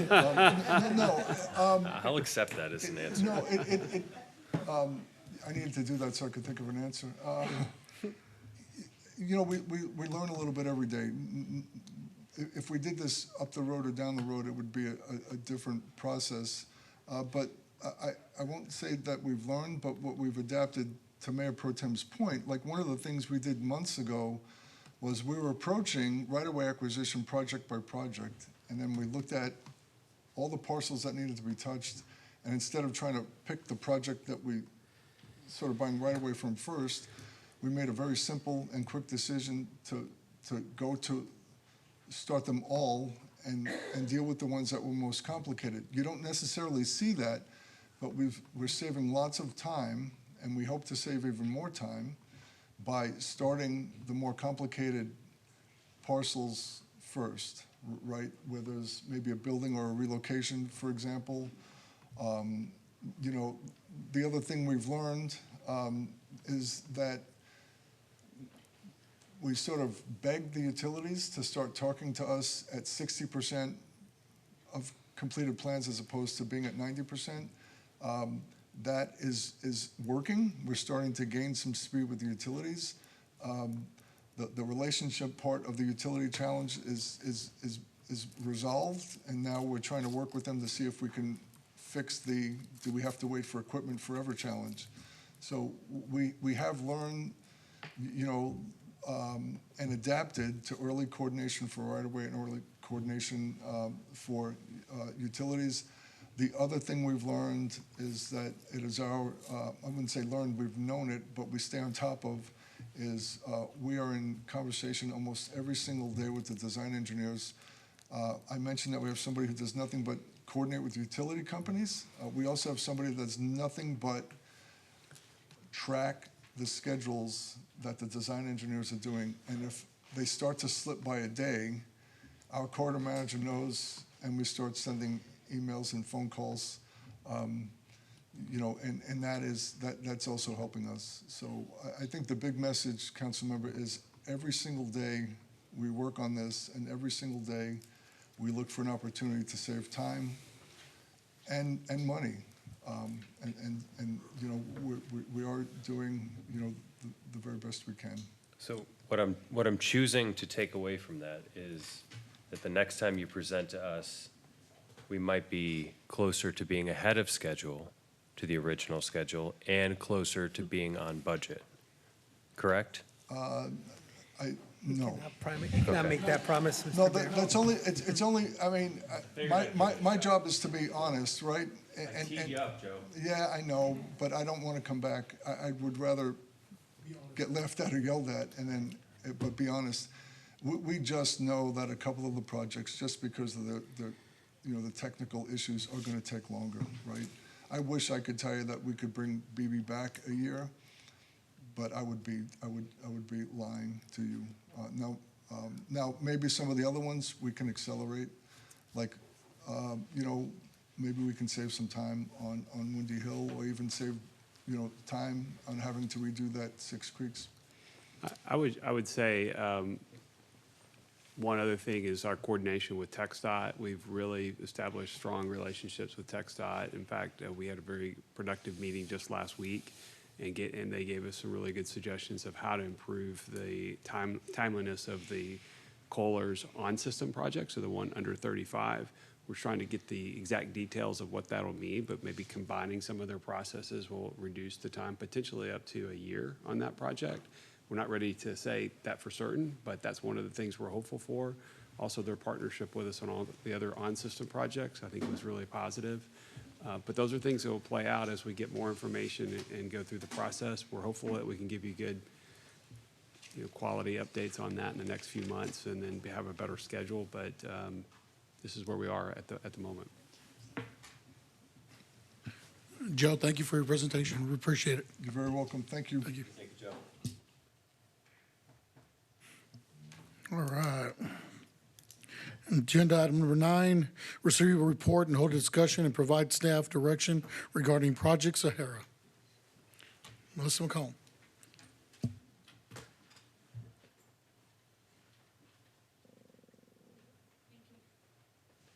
Thank you, Mayor Pro Tem and Council. Melissa McCollum, Chief Development Officer. This is an exciting project that we have. There's no action tonight required for this item. However, it is the opportunity for you to really kind of see the prequel of this project. It's titled Project Sahara, or The Grove. It is a property that is currently in our ETJ.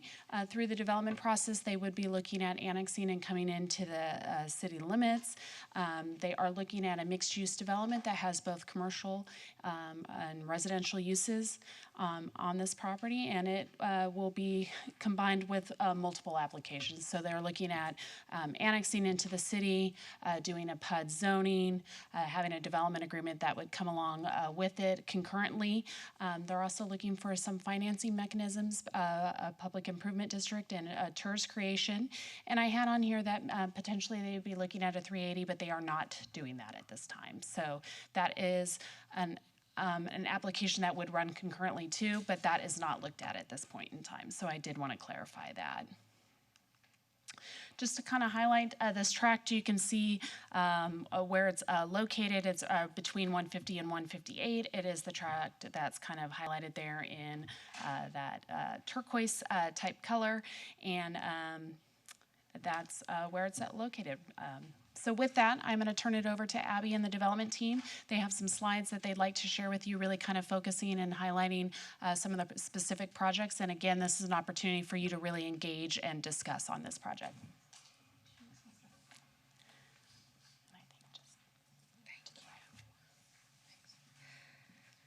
Good evening, Council. Abby Gilfillan with Lionheart Places, urban design and planning firm out of Austin. Really happy to be here tonight and present this project to you all. I'm representing Streamline Advisory Partners, who's the developer on the project of this approximately 100-acre site that staff introduced. And we've been working really diligently over the past 2 years on this project to really, with staff as well as with stakeholders, to really try to understand this site and the community needs from land use, transportation, and infrastructure perspective. And we appreciate the opportunity to present to you all.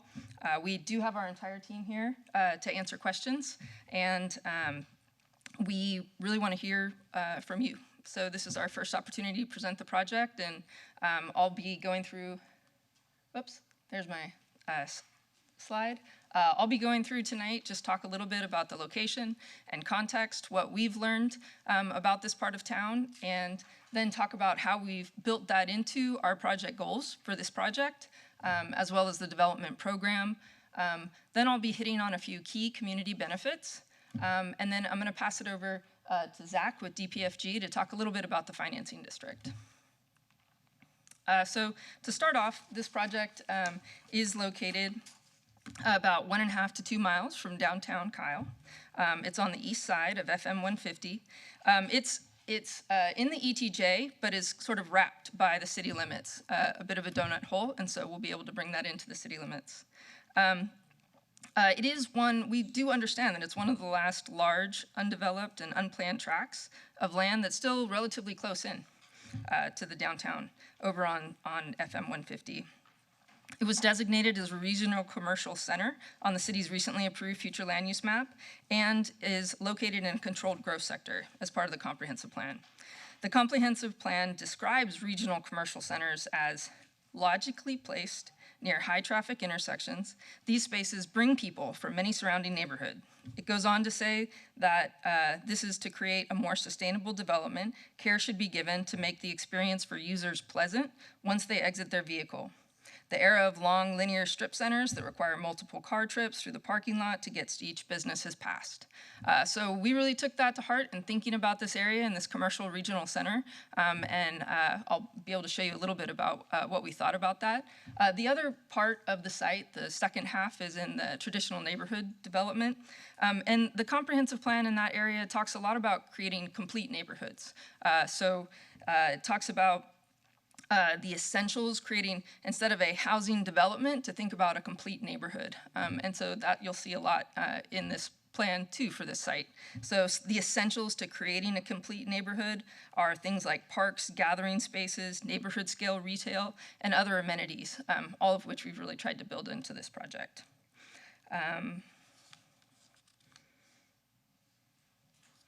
Another big piece of the comprehensive plan and what we've learned about this site is really about walkability and creating that type of community. The next thing that we studied, which you all talked about a lot about earlier today, is transportation. We heard about it from citizens earlier as well, and we understand that this tract is located in a key spot within the town that connects, has this opportunity to connect Goforth Road from East FM 150 all the way to Yarrington, which is also Loop 130, which will relieve a lot of traffic, provide an outlet to relieve traffic on East FM 150. The city has worked hard on this road, and so currently everything in blue there is planned or under construction, and the piece in green would be what we would be constructing with this project. So it's about 0.6 miles of Goforth Road that's on the site, and about 0.2 miles that's off the site. But we would be constructing both of those as part of this to make that final connection. We're looking at 2 roundabouts, one on East FM 150 and one on County Road 158, again, to make that connection. All right, talk a little bit about project goals and the project itself. So our first goal here is about creating an East Kyle commercial and civic hub. So really building community in this place by anchoring the development with commercial services and shared community spaces. We're really trying, and I'll show you when we get to the map of what it looks like, but we're really trying to, similar to what your comprehensive plan said, is to talk about creating a place here. So beyond sort of your conventional retail that's facing FM 150, we're really trying to bring people into the site and create a place and a destination that connects throughout the whole site. Infrastructure and amenities, this site does have Goforth Road running right through it. It also has an LCRA transmission line, and we are going to be working with County Line on water to bring water to this area, as well as working with City of Kyle wastewater to bring wastewater line. We'll have to travel a bit of a distance to connect to this site. And we've also got the Vibe Trail. So we've looked at all of this infrastructure and really thought about how can we be super creative in integrating all of this into a connected and total community. Health is our next goal there. And health is really about creating active, walkable, vibrant, complete community. It's also about grocery stores, and that's something that we'll also be bringing to this site. So healthy food options, places for people to walk and do things. Housing is about providing housing options that meet the needs of residents at a variety of ages and income levels and household types. And so we're going to be providing in this development housing that goes all the way from single family through townhouses, multifamily, and we're incorporating some affordability within the site. Oops. There we go. So here's our first sort of rendering and look at the project overall. You can see there's those images up there. The renderings are labeled. Number 1 is kind of looking at our retail area. One of the things that you can see is that coming in off of FM 150, you've got Goforth Road that kind of runs diagonal across the site. But we're also bringing another kind of parallel road we're calling it our retail street in. And that's where we're really going to be able to create a lot of place along that street. So you can see from this image here, you're looking down a sidewalk along the top image. You're looking down a sidewalk that's on that retail street. In the background, you'll see some multifamily. And in the foreground, you see there's a grocery store there that's got outdoor seating and dining, a plaza. It's more of a place, for people to go. We've got some parkland or some plaza space intertwined in there that the Vibe Trail connects to, and restaurants and destinations. As you move further down the site, you see there's multifamily on the east side of Goforth, and then you've got some of that mixture of both single-family, townhomes, and a variety of different lot sizes on those homes. All of the homes in there are fee simple, so they're all ownership-type lots. The bottom image there is of Goforth Road. This is where we really tried to be thoughtful about how do we work with the LCRA easement as well as Goforth Road to include that Vibe Trail so that we can kind of activate that easement, but also have trees alongside it. So you can see the trees there that shade the trail that makes it a lot more walkable and usable. So overall, you've got 400 units of single family / townhome on the west side there. of Goforth, and then you've got about 650 multifamily units. That includes 350 affordable and 300 market rate. You've got 11.5 acres of commercial, which includes a grocery store of 15,000 square feet. You've got parks and open space of 10.5 acres. That parks and open space includes things like an indoor meeting space, restrooms, water facilities, water fountains, covered pavilion, sport court, playgrounds, trails, vibe trail. We've also got cell tower easements and public right-of-way. I want to talk a little bit about phasing. I've talked a lot about a lot of the infrastructure that needs to come to serve this site. And so with that, you'll see our phasing plan really is starting at County Road 158. That's because that is where our wastewater is accessed. So our wastewater will have to go down County Road 158 to Cool Springs. So that's where we start with wastewater. That's also where the regional detention is that will serve the whole site. So we'll be starting there with Goforth Road and working our way up to FM 150. The other reason for that is that the permitting of that intersection, both roundabout intersections along Goforth at FM 150, will be permitted with TxDOT and just takes a little bit longer. So our plan is to start all of the permitting of Goforth Road all together, but the construction will be phased as that happens. So in starting at the southern end, we'll be working up. Our first phase will include, in terms of the development, well, in terms of infrastructure first, we'll have Goforth Road. We will be putting in, working with County Line for a water tower, a pump station, and then we'll have the wastewater extension and the regional detention, all from an infrastructure standpoint. From a development standpoint, we're looking at putting in that first multifamily that's towards the south there, which is the affordable, and getting started on the single family. We anticipate about 50 homes in that first phase, and then the grocery store as soon as Goforth is able to get up to it. All right, talking through some of the main community benefits, and one of the first ones I really want to talk about is really fundamental to Streamline's goals with this project is to deliver a mixed income community. I stress this because it's a key difference between this and other standalone affordable communities in many ways. Complete neighborhoods and mixed income communities provide the benefit of well-located and integrated parks, trails, restaurants, gathering places that typically drive higher rents and that are increasingly out of reach for working families, including teachers and public servants. As a mixed income community, the Grove will be providing all of these amenities of a quality product and a master plan community, and making it available to a wider array of working families and Kyle residents.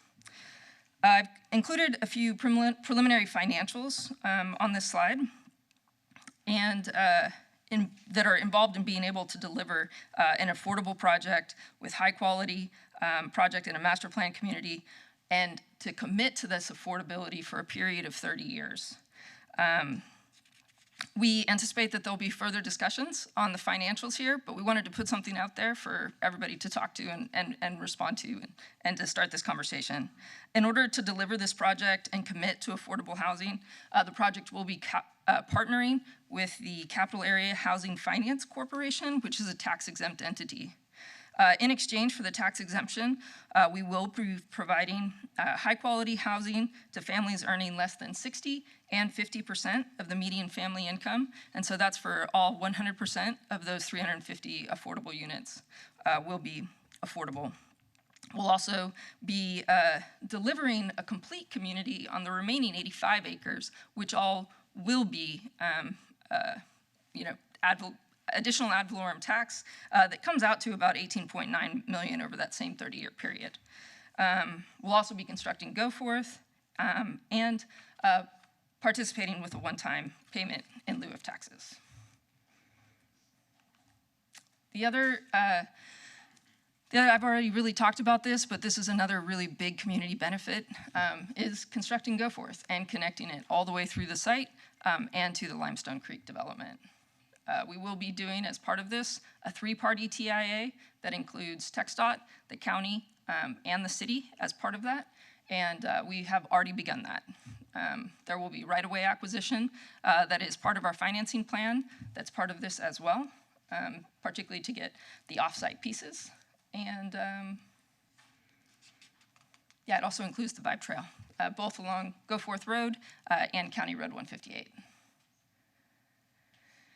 In terms of the commercial hub, I talked about this a little bit already, but you know, there will be a grocery store is really the anchor tenant there. We've got about 11.5 acres at minimum for the commercial. There's a potential for a county partnership there. That's something that the city brought up and that we've had conversations with the county around, is having a precinct office or somewhere to pay taxes, which would be, we're looking forward to those conversations as they continue and as we make our way further down with the city. In terms of parks and open space, we have really designed and are intentional about making sure that the parks are central to this site and also that they're really well developed.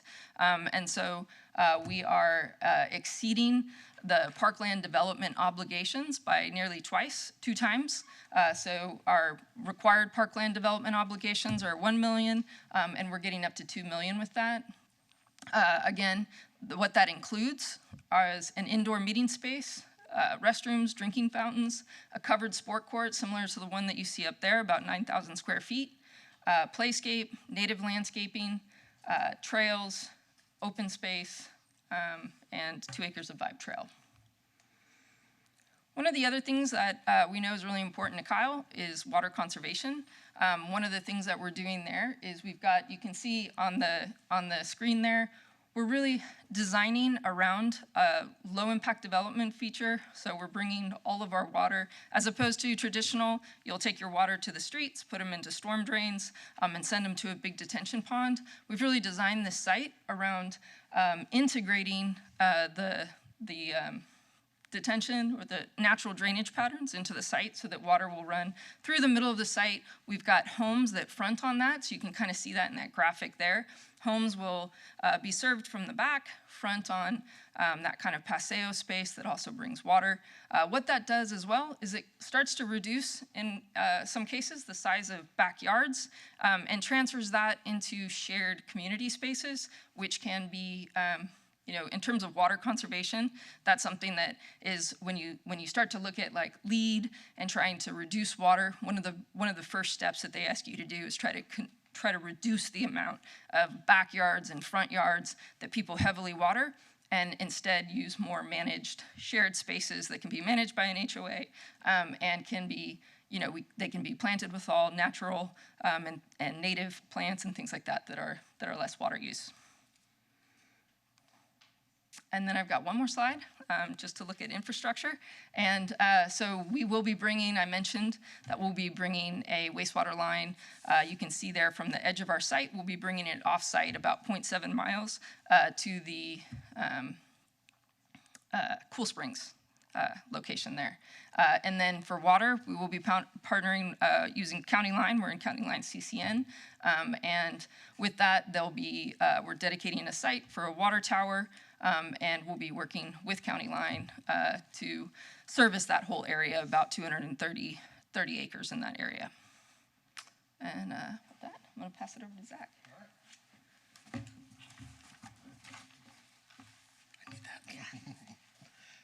Good evening, Mayor Pro Tem Council. My name is Zach Crawford with DPFG. We're the developers, PID and TERS consultants.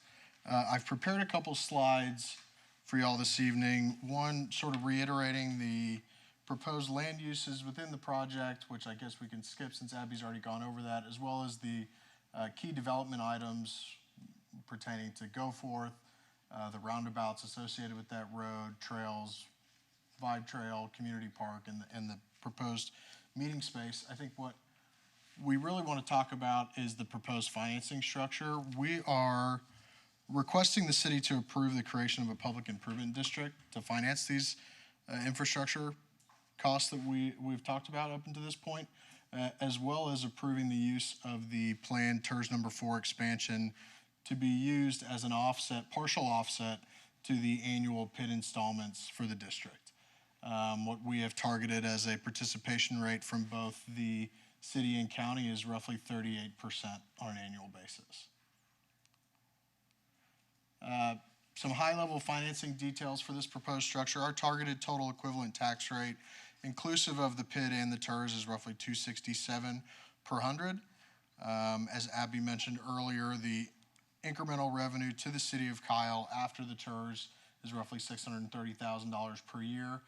The term that we're proposing for both of these districts concurrently running is 30 years with a minimum value to lien ratio for the planned PID bond issuance of 3 to 1. Our estimate as of right now for the gross PID bond amount is roughly $19.2 million. Of that, we're netting roughly $13.5 million for the construction of this infrastructure. And over that 30-year life of the TERS, the estimated contribution from the city to that installment offset is $10.2 million. What we're also proposing is that any excess TERS revenues above and beyond the maximum offset that's established would be applied to go-forth road costs that have had to be allocated to properties that are not being assessed within the project. We have chosen to not place a PID assessment on the affordable portion of the project. In doing so, the benefit of the go-forth road costs that property is benefiting from has to be taken out of the bond transaction. So what we're asking for is, as the project is successful and is generating incremental revenue, up into that $3.3 million of the remaining go-forth road, those revenues would be delivered to the developer on an annual basis until they're fully reimbursed. It's important to keep in mind all the numbers that we're talking about tonight are the high end of our ask. The final TERS contribution rate will be finalized once we determine at what level County Line will be participating in the construction of these water line improvements. I know that the developer team met with County Line yesterday, and there was an indication that they will be participating at some level. We don't know what those final numbers are yet, and we will be providing updated analysis once we have those updated financials. As I mentioned, the excess TERS revenues being applied to the remaining go-forth road costs.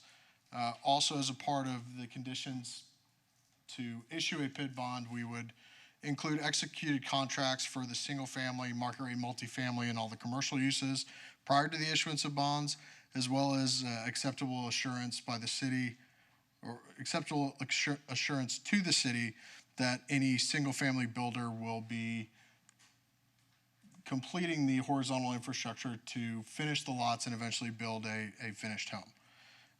And also, as I mentioned, the affordable housing component will be excluded from the PID transaction. As you can see here, we've got, the bold did show up. I thought it wasn't gonna show up. Our total effective tax rate target is $2.67. As you can see on this table here, we're right in the middle of the competitive range.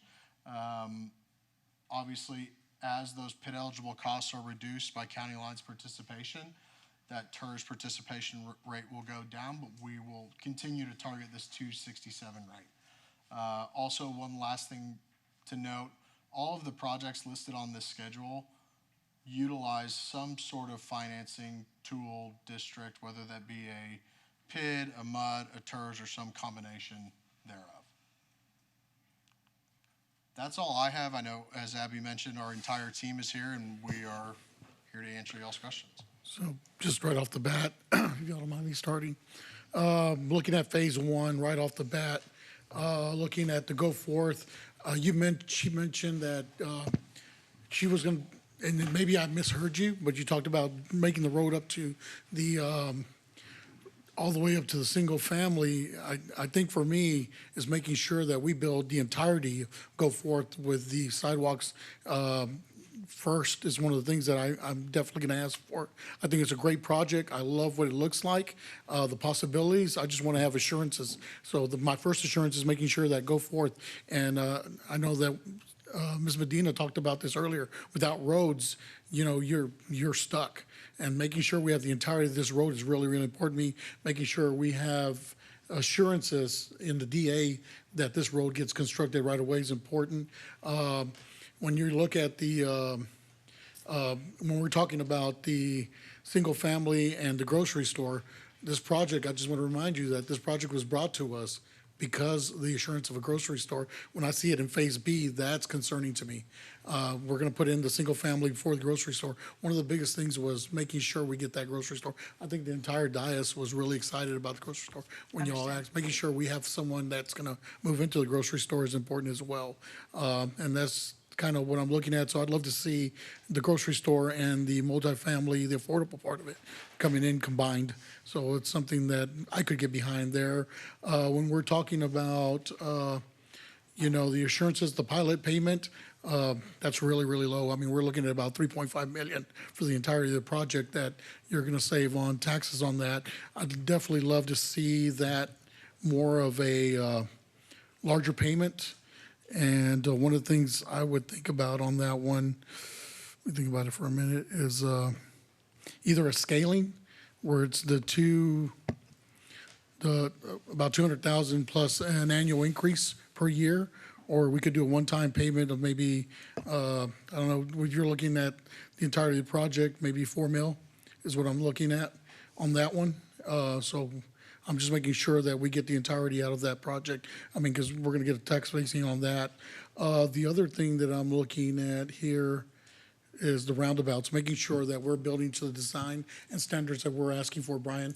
That's going to be really, really important, making sure we're building a really good roundabout that's designed, that's lit, and is also able to make the flow of traffic going through that area, sustainable, first responders, fire engines, everything. I mean, making sure we do our homework on that roundabout.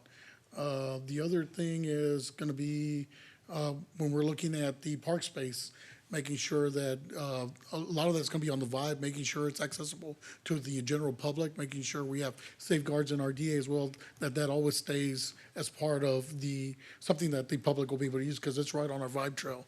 I'm really excited about the covered pavilion. I'm excited about the indoor space as well. I think all our projects should now incorporate some kind of an indoor space aspect. That's really, really important. I appreciate the big investment into our parkland. I really love that. And being water conscious, thank you. That's really, really important for me as well. The other thing is on the TERS side, is something, making sure that we're putting most of the infrastructure on the PID and using the TERS as the backup. I don't want to see us load the TERS up heavy and then keep the PID down low. The TERS is created to help with some of that infrastructure. That'll be the go forth road. But water and stuff like that, I think we should be thinking more PID side than TERS heavy. So just making sure that we're PID heavy, not TERS heavy. And not to interrupt, just No, to go note ahead. on that, Yeah. what we've calculated is that the projected TERS offset percentage is less than the relative percentage of go forth road costs against the total. Essentially saying that the TERS offset is being used solely for go forth road improvements and not any of the water and wastewater improvements. Thank you for that clarification. Other than that, I think it's a great project. I think I'd love to see a lot more safeguards in place when it comes to all the infrastructure coming in, making sure that we're protected as a city.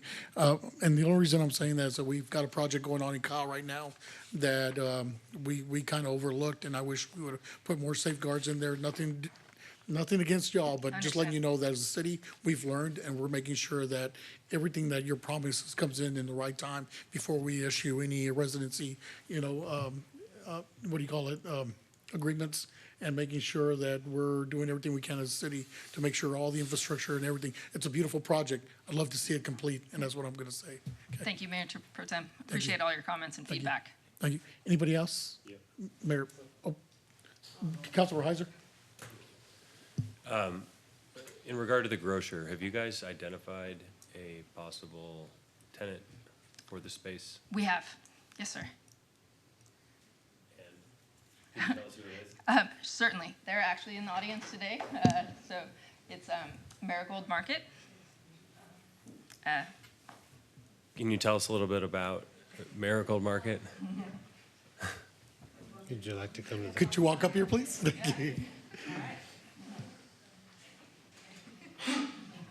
Unexpected.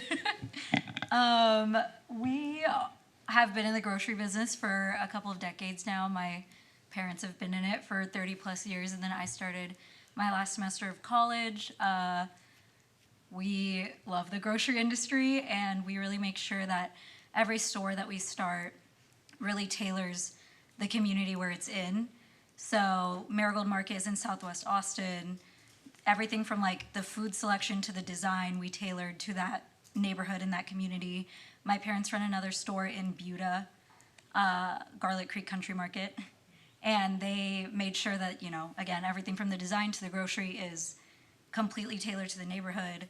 We plan on doing that here as well. And then obviously keeping in mind anything that the neighborhood would need, a cafe, coffee, pretty much anything that we can provide, we're pretty happy to provide. What, if you'll indulge me, what piqued your interest about Kyle? We have been in Austin. I mean, I've been in Austin my whole life. I grew up here, and then I'm really excited to see. We love Buda. We love kind of the small town feel of it. And then obviously Kyle, I think, does an excellent job of maintaining that, but also growing and changing and adapting with the times. So I don't know. I love the feel of Kyle, even coming in here and seeing like the thrift store and all the like architecture that's been preserved around City Hall, but then also getting to see all the amenities that you guys are super excited to provide to everybody coming to Kyle is, I guess, what a city should be doing. So we're happy to, I mean, even if as we've sat in this meeting, we can see how much everybody is involved and loves the city. So we're happy to kind of be a part of that. Thank you. Yeah. Appreciate it. Any other questions? Cool. Councilmember Tobias. All right, thank you. I think we went from the presentation and we went straight to how we were going to finance. So I'm just going back to the project overview of why you're doing this or what it's for. So I'm looking at the project overview. You're looking at 65,000 square feet of commercial space. Obviously, you've already identified one potential candidate for the grocery store lot. But what other commercial retail businesses have y'all worked with in the past that could add to those spaces of the 65,000 square feet that is potential there for the commercial space there, the additionals? Sure. So Streamline has been speaking with daycares and as a potential or schools, restaurants, other spaces like that. Like I said, we're really interested in creating place. So we want to have those types of convenient neighborhood services that serve the community as well as the region, because we understand this as a regional hub. Okay. And then you go on to another point on your project there where it says potential site for Hays County facilities. Yes. Have you been speaking to somebody within the county or on that end there as far as a possible site for a department? Sure. Yeah, the county has expressed some interest in locating a precinct office in this area, as well as a place to tax office to pay your taxes and things like that. But only expressed interest at this point, and we're real happy to work with them if this is a site that they end up choosing. Okay. Now, I know that I brought this up before in other conversations with the DICE. There is a housing crisis in Texas. I know that they are trying to push for more housing in the area, in the state itself. But when I'm looking at this project right here, it states here in this section where you're looking at 400 single-family residential lots, 40 single-family detached homes with that average price, 180 single-family detached homes of $375, and then 180 townhome lots on that price, 300-unit market rate multi-family project, and 350. So I see there it says you got your 350 affordable housing in the multi-family project, but I just kind of wanted to clarify whenever you're saying that the affordable housing component will be excluded in the PID. What does that mean?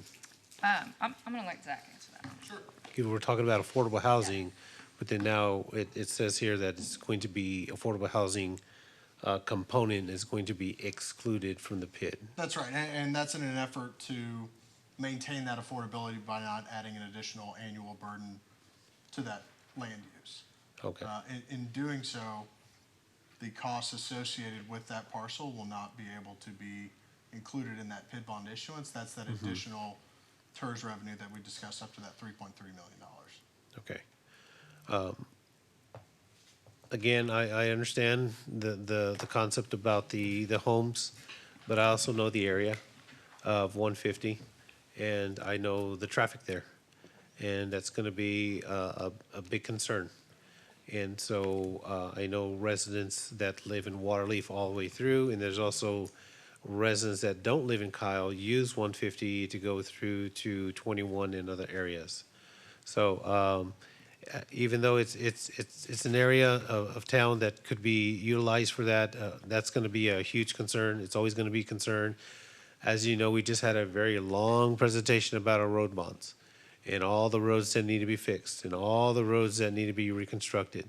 So my just in the back of my head, the concern I have is the additional 400 more families, homes, 2 cars apiece. You're looking at about 800 cars possibly on the road. And not only that, sometimes I feel when we're talking about these kind of developments, even though they're good and you're bringing a great opportunity for the community, I also think about our school district, because those are additional homes, those are additional kids, and those are probably eventually of additional schools that are going to need to be built within that area. So I'm looking at the big picture of everything when we're discussing these types of developments.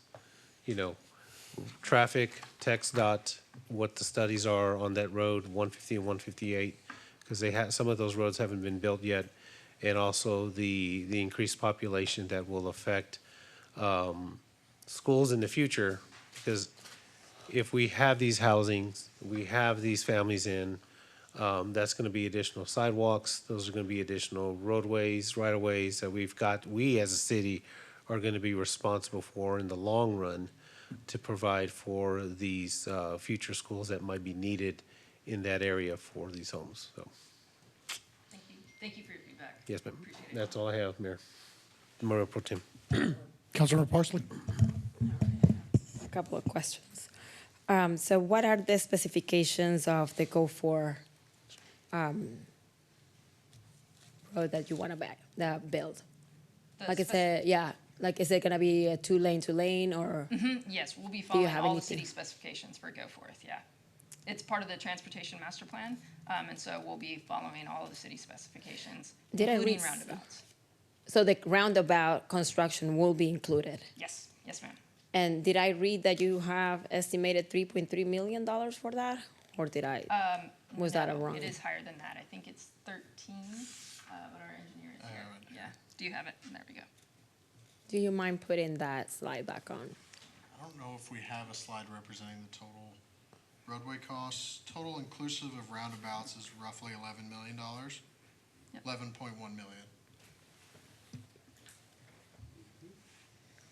million. And you have in there a section of the bike trail, correct? Yes, ma'am. So I know this road will benefit Kyle, but will also benefit your development. So it is good for you guys to have it because that will be a way in and out for residents. But what we are gonna hear is, what's gonna happen to 150? And what if the county bond doesn't pass and there are no improvements to 150? And so what we're doing is adding, did I read that you have about, after you have finished your phases, 1,050 units? Yes, ma'am. So that's 1,050 units. Not even Woodmere was that dense, with no improvements to 150. So when we get the residents complaining here about the improvements to 150 that we're not taking care of, I know that there is gonna be a connection between 158 and 150, but that still will not alleviate any traffic. I know you said that you're having here a 3-party traffic impact analysis. Do you have that already? Yes, we have begun it. Okay, and so what is that you guys are estimating that that's going to do? Like, what will be the impact So that I these think units that have? as part of the transportation master plan, one of the things that the city has been looking at this road for a long time as a really big relief from traffic on FM 150. Because people who are, once this gets connected, people who are traveling down FM 150 but maybe want to go south, they have an outlet now where before they were continuing along.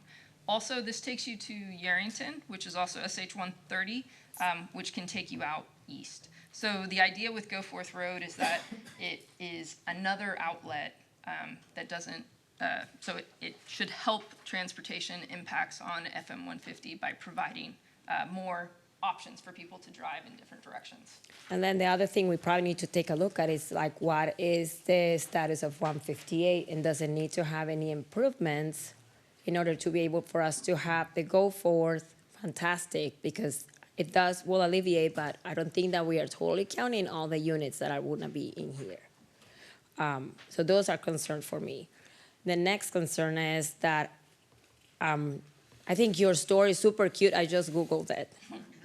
I don't think that's like a full grocery store like we need. I thought that we heard that we were gonna, I mean, average grocery store is 40,000 square feet. This is 15. Yeah. So it is almost like Dollar General, a little bit bigger, that kind of size. I don't think that is going to, that's not what I thought we were promised when you guys were bringing this. So 15,000 square feet. We had originally come in with 10,000. Oof. We have talked to the grocer, and they are able to get up to 15,000 square feet, which is the size of a small grocer store. And so that's where they're not an H-E-B or an Albertsons. This is a different type of grocer, but it's a full-service grocer that offers all of the food, and it also has prepared foods and places for people to go. So, I'm not gonna be y'all's headache for too long because I have like one meeting left, but I'm just laying out all the concerns that I have about this. I appreciate it, thank you. I am definitely a firm no for this one, so. What did you say? Like, I'm totally opposed to this type of development without the improvements on 150, not knowing if you're gonna have anything on the bond passing. This is just not. This is adding up to, and let somebody else take care of the issues between 158 and 150. Well, Thank you. just for timeline's sake, and you can jump in. I need to make some comments. Yeah, no, you can go ahead. I mean, we're a month away from knowing whether or not the county bond will pass. We got some, I mean, Miguel put it out there, and we got some interesting feedback. So, We won't even be taking Well, a I know vote we won't know before. about it, back in but. order. I know. Daniela still has the floor, sorry. Are you done? All right, I need to make some comment. Councilmember Zuniga. Yeah, so conceptually, I think you have a good concept of the mixed use, the townhomes, and the affordability, but it's still, like, you're not really mixing in the affordability with the other part. Like, you still have it a bit segregated, although the idea is to bring it in together, but on the plat, you have affordable and market rate that are gonna be two different kind of housing options, right? So there are two different projects, like in terms of, there's two different projects, but you can see we've really done a lot to integrate them here. So we've got one common street that comes through, and you've got both projects fronting on that street, and it connects it right up to the commercial hub. And then it also brings you right over to the park, to the Vibe Trail, so that all of that is integrated. So if you're a resident there, will someone be able to, I guess, perceive that you're in an affordable housing area versus a non-affordable area? No, These are really high quality, Okay. Class A. So- It will look just like the market. Very high standard. Yes, it's a high standard building that looks just like the market rate affordable that's right next to it. It's just really, the affordability is just allowing people to live in a new, brand new building that is in a beautiful mixed use community. And it makes it available to more Right. segments of the population. Yeah, so I really love that. I love that idea. And we do need the connectivity and an artery on 150 to 158, but I have the same concerns that others have expressed. What are the current conditions of 158, the capacity on 150? But I will remind our council that there was not a road on the road bond in District 2. So that's something to think about too. The grocer is small. but I know y'all are trying to make it work here with the whole project. One of the things that concerns me the most is not completing the PID. And I think that's going to be a no for me until the PID infrastructure for all the housing is set up. I don't want to see an incomplete PID project where developers now have higher costs to go in to build the nice houses because they have now an additional cost. I think that was something shared to me, that there's a PID component that's not making sense financially. And so maybe one thing to look at is increasing that PID rate, because I want to see a good project here, not just settle because we're going to get a road here built.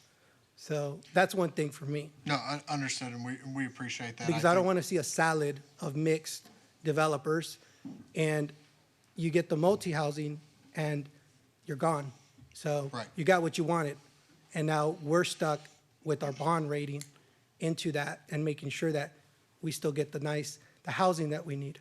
Yeah, understood, and that's something that we will continue to negotiate with prospective builders in the project of having those guarantees that they will be completing the horizontal infrastructure, because frankly, they have every incentive to do so that they can sell a finished product and complete their business, so. Now, the road sort of worries me.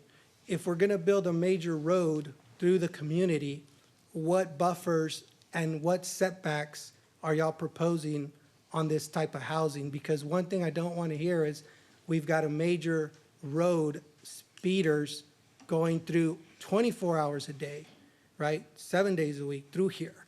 So you're trying to make it designed where there's a vibe and connectivity, but will people enjoy that when they see you're proposing 4 lanes, right? Is that what this is? Yes, that's part of the city's Yeah, how will that be, transportation plan. how will that be a comfortable environment in here? Yes. Since now you basically have those large roadways. Yes, yeah, we have paid a lot of attention to the design of that. And some of the things that you can do is include street trees, which is something that we would like to be able to do. That helps to shade and provide more of a buffer between the fast-moving traffic. You put the trees here, and then you have a sidewalk on the other side. And so it really makes people feel a lot more safe walking on the sidewalk and being part of that. We've also got we won't have, of course, any driveways or anything like that accessing Goforth. So if you do have, like you can see in this image, and actually it's on our cover slide here, of potentially what Goforth could look like, you do see that we try to front Goforth with building faces, but they're all accessed from the rear. And so in that way, it also sort of creates more of a sense of place along Goforth, as opposed to having, a major arterial with big, fences or privacy fences in backs of buildings. So we're really paying attention to that and hoping to create a really great community around Goforth. We also have several crossings, and we've been really careful about where the Vibe Trail, for example, will cross the street at safe intersections on both sides, so that, like, for example, from the community park there, you're able to cross the street there at a safe crossing and intersection. I also share the same motion with my council members. I would like to see more of the retail first before we would issue out the multifamily CO. I want to see the whole road built, not a piece of it. And as far as the community indoor space and the park space, is that open to everyone that's not living in this community? Or is that only going to be to residents here and homes here? The whole park space is open to everybody, and so the being the covered pavilion for basketball, the playscape, the building, the inside space will be maintained by the HOA, and so may not be open to the whole public. I don't know that we've gotten to that level yet, but it'll be managed, maintained, and all of that by the HOA, as well as all of the rest of the facilities. And then I guess I have to come back to the retail. Is there sufficient parking areas in this retail? Since, you're trying to get it all in 11 acres. Yeah. So, and then the parking for, I guess, the parks, if residents come to enjoy the park, do you have plenty of those parking spaces? Yes, sir. designed in here. I understand your concern. Yes, we'll make sure that we have, and we do have parking designed. You can see on the, one of the things about the LCRA easement is that you can park cars in it. So you'll see that's where we have a lot of parking. But one thing you'll notice is that we have oriented the buildings sort of to that retail street to create that nice streetscape environment. But they'll be parking alongside the buildings and behind the buildings to service all of it, for sure. And I guess the last two questions I'll ask, on the DA, I would like to see that because really I was hooked in when there was a chance to bring in a grocer. Not that I was expecting HEB, but I was expecting, and we were all committed to something like that. So I'd like to see that in the DA, that it could stay a grocer for a certain amount of time and not just stay in operation or as a shell building, and that it leaves operation within a year or two. I think it's got to be it's got to be a more long-term type of grocer to stick in there, because that would anchor the whole Grove retail that you're trying to build out. And then I had another question. It's probably come back to me. So, sorry, I don't think I can think about it. No, you're There fine. was some, sorry, it was the property tax part. The property tax part seems to be a little bit low, so I think I would like to see that negotiated to be a bit higher for the tax abatement part. Understand. All right, and just reminding the council real quick, is that this is just a presentation, they're asking for feedback, we're not voting on anything today. Okay, Councilmember Harris. I just want to second a lot of what Dr. Zuniga said. It was a lot that I was going to say.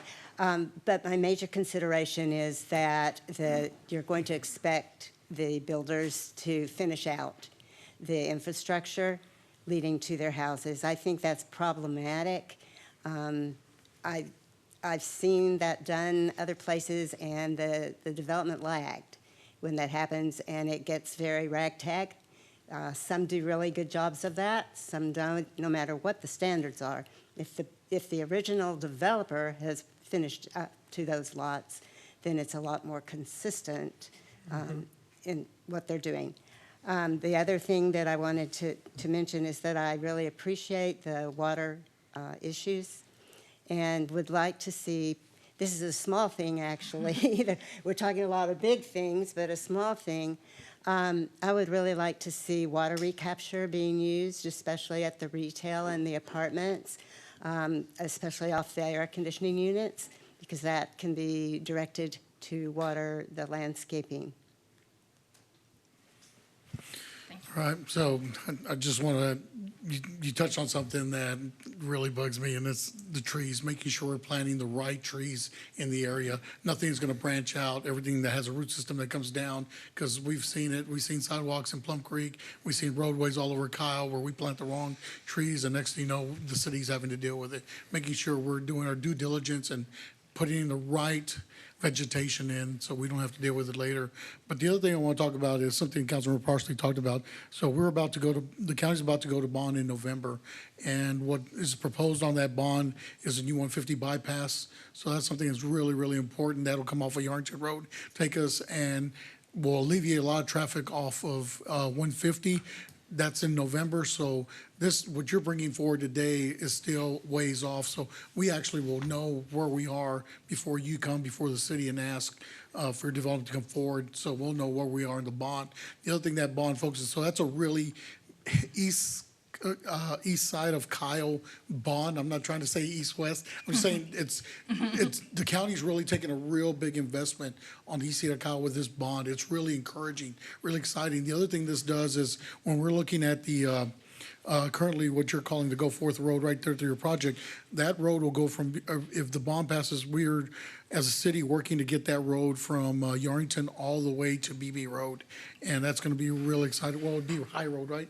Brian, High Road. So it top off at High Road. So that's going to be north-south connectivity, which is really, really major important for us as a city. So fingers crossed the bond passes, because it's definitely, the county's definitely going to be doing a big investment in Kyle in our infrastructure. And I want to thank them for that, the commissioners as well, working with us and staff for doing their due diligence when we were working on these roads. But what I want to definitely clear out is that November will be a key time for us, And by the time you get back, we'll know where we are standing as a city, whether these roads will be coming forward or not.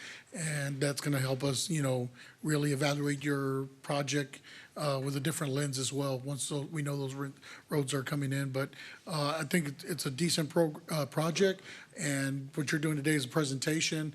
I want to assure the public we're not voting on anything today. This is just a presentation to us, and we're excited about what Lionheart has presented here today, and just making sure that we have the safeguards in place when this project does come in. It's going to be very crucial for this council, making sure the road gets put in. It's being on the Vibe Trail, making sure we're putting the park amenities in a timely manner as well before we issue any, right of residency, occupation, and making sure that we're doing everything we can to keep the financials in the right place as well.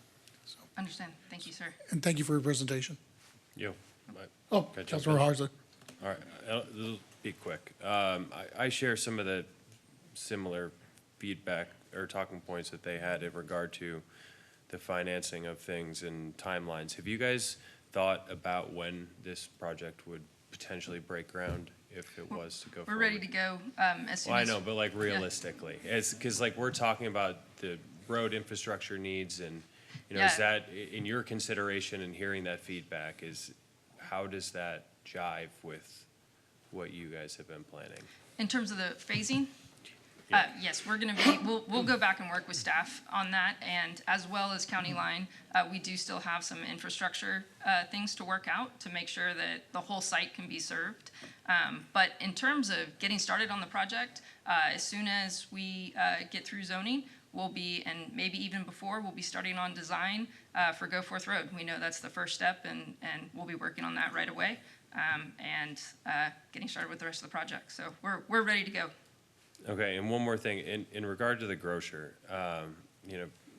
most people in this room have known or knows that we have long needed more grocery options in our city, especially east of 35, the farther east of 35 from HEB. And, I know this isn't something that is incomparable of size, but, I can tell you that there's some people who I'm sitting up here with who send me pictures of food store shelves and Subway sandwiches and complain about not being able to get food close enough to their home. And, I think it would be wise for us to be open to considering how we can take some of the momentum that we've had in conversation on how we could incentivize a grocer to fill some of that, the area where we've identified as food desert. And, is that something that you could discuss with Marigold to see if there was incentives on the table, if they would consider expanding in size? And I'll just say to council, we've given out a lot of incentives that I balk at, and this is a much needed incentive to be given if it would bring a substantially sized, I don't know if that's a word, but I'm gonna go with it, grocer to this area. I would be willing to Hold on. go that far. We'll wait for him to finish. Okay, Councilor.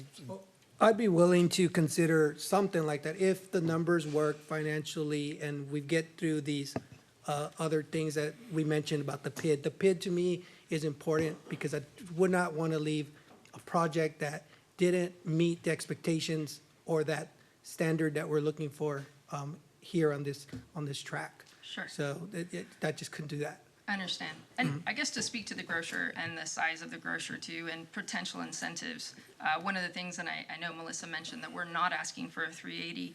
What that really means is we're not asking for a 380 as the developer. We are committing to building that building to the size. However, in terms of incentives and working, Marigold, we are really excited to have found Marigold Grocer. We did an exhaustive search and reached out to, we knew this was really important to Kyle and important to this site. We did an exhaustive search. We contacted all the grocers and really, by true luck, was really excited to find this family and their desire to be here in Kyle. So I think any incentive would really be to help the the grocer be as successful as possible and be that really long-term resident for Kyle. So I just want to finish off on the conversation, say, I'm excited for your product. It's different. You know, one of the things we keep hearing from residents, well, I keep hearing, I'm pretty sure the other council members are hearing this, is that we need options here as grocery store. I mean, even if one day by chance got another HEB, it's still the same food on the shelves at the other HEB. To have options is really, really important for our residents. Something that I've really gotten a lot of emails and conversations with residents is like, we need more options, more food options. And I'm like, well, we got HEB, we got Costco, we got Walmart, but they want even more food options. To have a different retailer, grocer in here would be really important. So I'm excited for Marigold. Just want to make sure that we've got a good contract, knowing that they're going to come in. You know, look, it's important. Look, when y'all first came to us, the grocery store concept was something that's really important. You upsized it from the original size, and I appreciate that. It was an ask from council when y'all first came in, and just making sure that we're bringing in a project that they're really going to come and they're going to be here is really, really important to the dais. I know that. And like I said, we're not voting on anything today. This is just us giving feedback. So hopefully we gave you all the feedback you needed and to try to bring a project forward. Thank you, sir. Appreciate it. Thank you for your presentation. Thank you. All right. Consent agenda item. Is there anyone wishing to pull anything out of consent agenda? No. All right. Mayor, I'd like to make a motion. If Hold on, we've got one here. got one. Of course, Miguel was gonna pull something. Trying to learn. You know that we went after this, we did it 2 weeks ago. Go. Yeah. Go ahead. Brian, can you give us a little bit more background about annexation? Like when they petition, no, we won't re-annexation. What is that involving? Did we pull an item? I'm sorry. Were you referring to consent agenda, or Yeah, I are you thought we were doing back to consent agenda. Sahara? Are you talking Mayor about the Pro Tem, did we pull non-annexation an item? I was agreements? going to make a motion, but Yeah, because I had a Did you question. wanna pull an Yeah, item? because there's 3 non-annexations, and I just wanted clarification on them. Okay, so what items do you want to pull? Well, we can pull 21, because they're all, basically it's the same Just 21? question. Yeah, All just right. 21. He's going to pull 21. okay. Just, go ahead. Yeah, then, okay, I'd like to go ahead and make a motion to approve agenda item number 10, 11, 12, 13, 14, 15, 16, 17, 18, 19, 20 on the consent agenda item, because you wanted to hold back on 21, correct? Correct. Okay, so 10 through 20. Second. Okay, we got a motion by Councilmember Tobias to approve agenda items 10 through 20, and we have a second by Dr. Harris. All those, is there any discussion? All right. All those in favor say aye. Aye. All those opposed? Motion passes 6-0. Now you can go to 21. All right, consent agenda item 21. Consider approval or resolution for a sponsorship for, I'm sorry, I'm on 20. Okay, consider approval of a resolution authorizing a letter agreement within the successor trustees, Henry Armbruster, to provide a 15-year extension to the non-annexation development agreement. Melissa? And I think he just has a quick Yeah, I just have question. a question, Yeah, Melissa. perfect. Yeah. Just for clarification for the general public, because when I look at the maps, there's like plots that are in city limits, some are not, and they're not because they're not annexed or something. So just clarification, what does that mean, and why are those plots in that agreement? You know, how does that make sense, I guess? Yep. So the general public can understand that. Great question, Councilmember Zuniga. So state law requires cities prior to annexation, if the properties were held for agricultural purposes or other kind of large homesteads, to offer prior to annexation, to offer up non-annexation development agreements. So with that, the city entered in an agreement with these landowners that said, if and when you choose to develop, you'll annex into the city limits, and we'll work with you on the development in the meantime. But for now, we'll leave you outside of the city limits and continue to be within the ETJ a little bit oversimplification, but that's it. And then in these agreements, we allowed the ability to extend them in these 15-year increments. So all of these 3 agreements have were approved about the same time and have come up, and the option for them to continue under the same terms that they had before, to remain in the ETJ until they choose to develop. And it's very common practice for large plats, right? I mean, you don't typically find a single homeowner that's not annexed Correct, in, you're right. It's usually for larger acreage, for sure, and they usually had some exemptions to begin with, whether it's agricultural Agriculture. exemptions or otherwise, yes. Thank you very much. I think people just wanted that clarification of Well, what this is. Just to add on to this, one of the things to remember is that we don't have forced annexation anymore. So something the state legislature took away from us. But we did do some agreements with some small landowners before. When the city was still allowed to do the forced annexation, there's a few homes off of 150 that we were able to exclude and do an agreement with. And so there are instances where we do it with small lots. This was before you were on the dais, probably a couple of years before you were on the dais. So there are a couple of exclusions on that, but really what this is just to assure that one day if they decide to develop, they'll be able to come back. It's a contract. It's really, I think I agree with all those things. It's really just a way that both parties get kind of what they're looking for. They don't have to come into the city. They can avoid some of the regulations from the city, avoid paying property taxes, of course.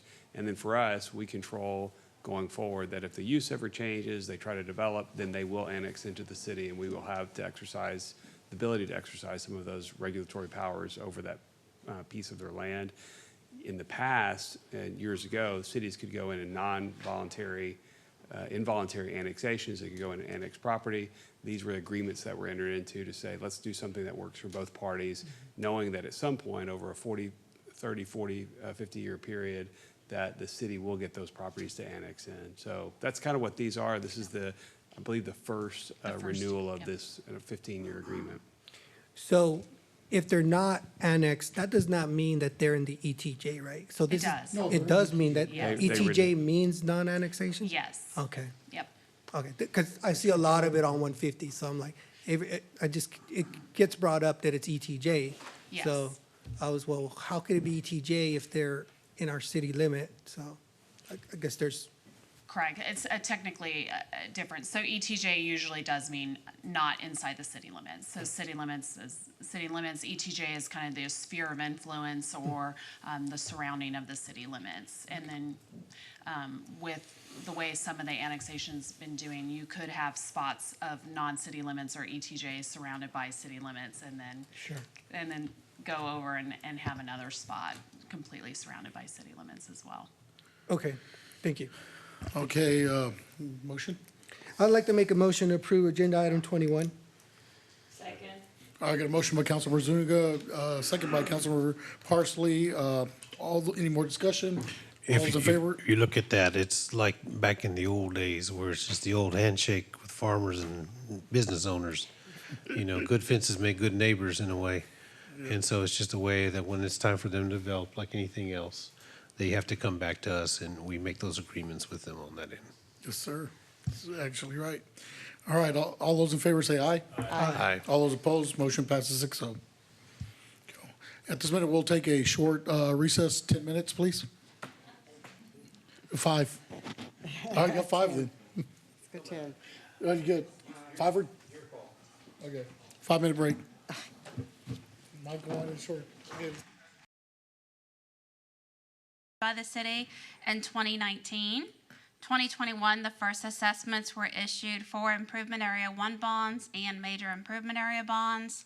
We're coming to you tonight for Improvement Area 2 bonds, which is the next area of development for the pit itself. The pit in total is approximately 390 acres. Of that 390 acres, the Improvement Area number 2 is just under 165 acres. So for current steps, we would adopt the preliminary service and assessment plan. That includes a preliminary assessment roll. In connection with that assessment roll, the city would provide notice of a public hearing that would be held prior to the finalization of those assessments. We'll also be determining the costs of the authorized improvements or the public improvements that are going to come into the district. For next steps, notice to be published in the Austin American-Statesman.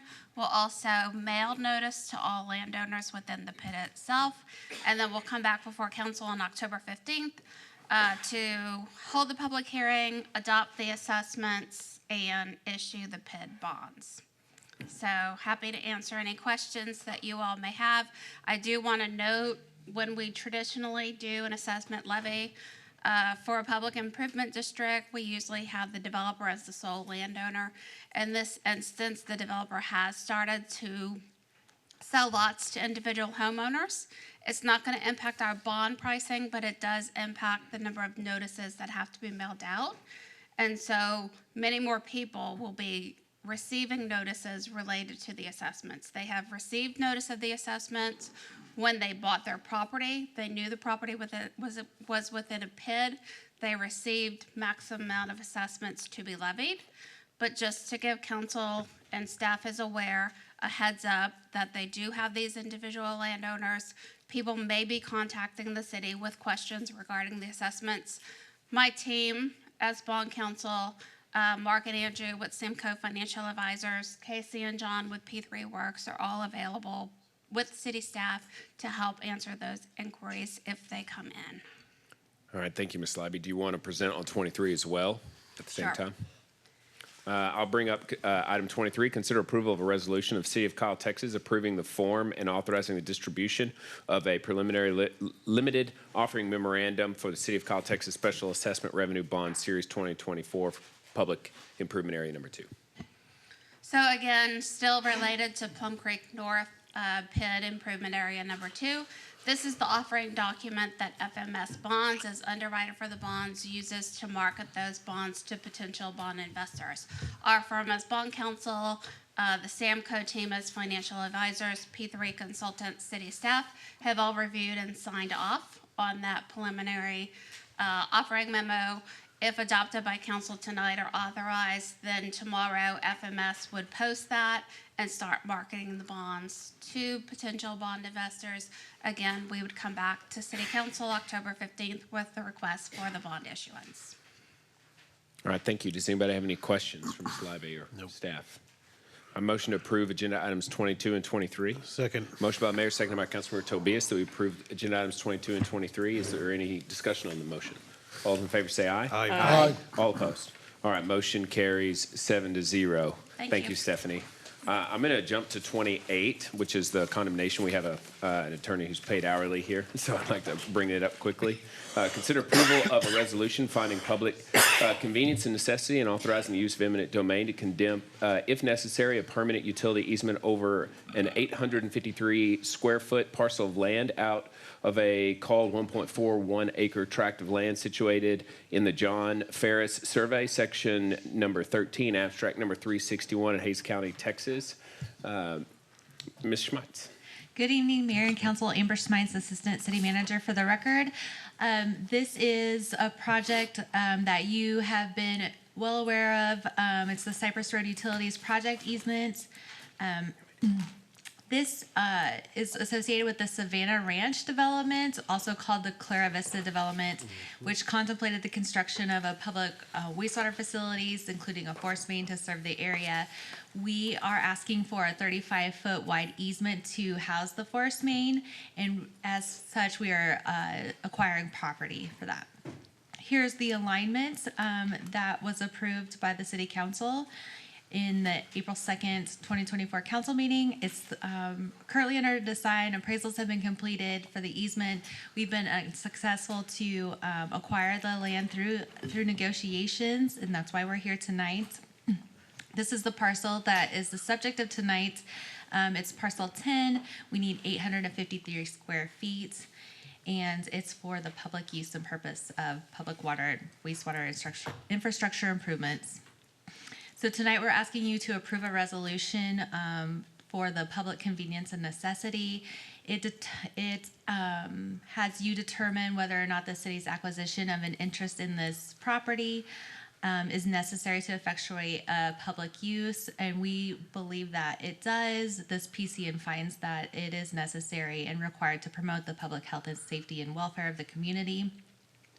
And when this happens, we ask you to issue a PCN to proceed with eminent domain. So you have two options tonight, approve or deny. We recommend approve the resolution. Are there any questions? We are asking for a roll call vote. All right, this item does have particular motion language that's being asked. Does anybody have any questions before I read out the motion? Councilmember Harris. I just want to make sure that this is not impeding upon the landowner's use of that property. No, ma'am, it's not. Okay, anyone else? All right, I move that the City of Kyle authorize the use of the power of eminent domain to acquire permanent utility easement of 853 square feet from property owned by Howard Green and others and described in Agenda Item 28 for the public use of constructing and operating public water and wastewater infrastructure improvements. Second. All right, motion by the mayor, seconded by Councilmember Parsley. Is there discussion on that motion? Roll call vote. Tobias, Aye. Rizzo, Aye. Harris, Yes. Parsley, Aye. Mitchell, Yes. Zuniga, Yes. Heiser. Yes. All right, motion carries 7-0. Thank you. Thank you, Kent. All right, next up, agenda item 24, first reading. This item does have a public hearing. Consider approval of an ordinance amending chapters 11, 23, 29, 41, and 53 of the City of Kyle Code of Ordinances related to food trucks, hours of construction, sign, subdivision, and zoning code. Mr. Atkinson. I read the paper and then look up. It's a bad habit. All right. Well, good evening again. Bringing some code amendments to you this evening. We took these to Planning and Zoning Commission, and they recommended approval of them all except for the one that we had regarding after-hours construction. So that is actually not included in the ordinance before you this evening. Okay. We do have the proposed ordinance changes to the food trucks, as well as the sign code, sidewalk exemptions, and outdoor music. Those are forwarded for your consideration and approval. We'll bring back additional future discussions regarding the after-hours construction. So first up is food trucks. Again, they're very limited in our current zoning code and zoning districts. This allows them in all of our commercial or non-residential zoning districts with a conditional use permit. So this was a small minor amendment to this, and the Planning and Zoning Commission did recommend this approval. Real quick, Mayor. Melissa, do we have a regulation on how many times they need to be inspected per year on the food trucks? So they still have to meet all of the health code permits and different things for that as well, so. And do you know off the top of the head what the regulation, how many times a year do they have to? I think they do annual inspections. Oh, good, that's for great. those. Yeah, I want to and- make sure, I know there's an city near us that is making them do it a lot more often, and I've heard from some of the food truck owners that they have to unhook where they're at, put their structure down several times a year, and then go get inspected, and then come back. So it's kind of a burden on the food trucks, and the annual one's probably a lot easier. So just making sure we weren't putting undue burden on the food trucks. Correct, and we do default to Hays County's regulations on those, and then the fire department, I think, has their own as well for fire safety. Thank you.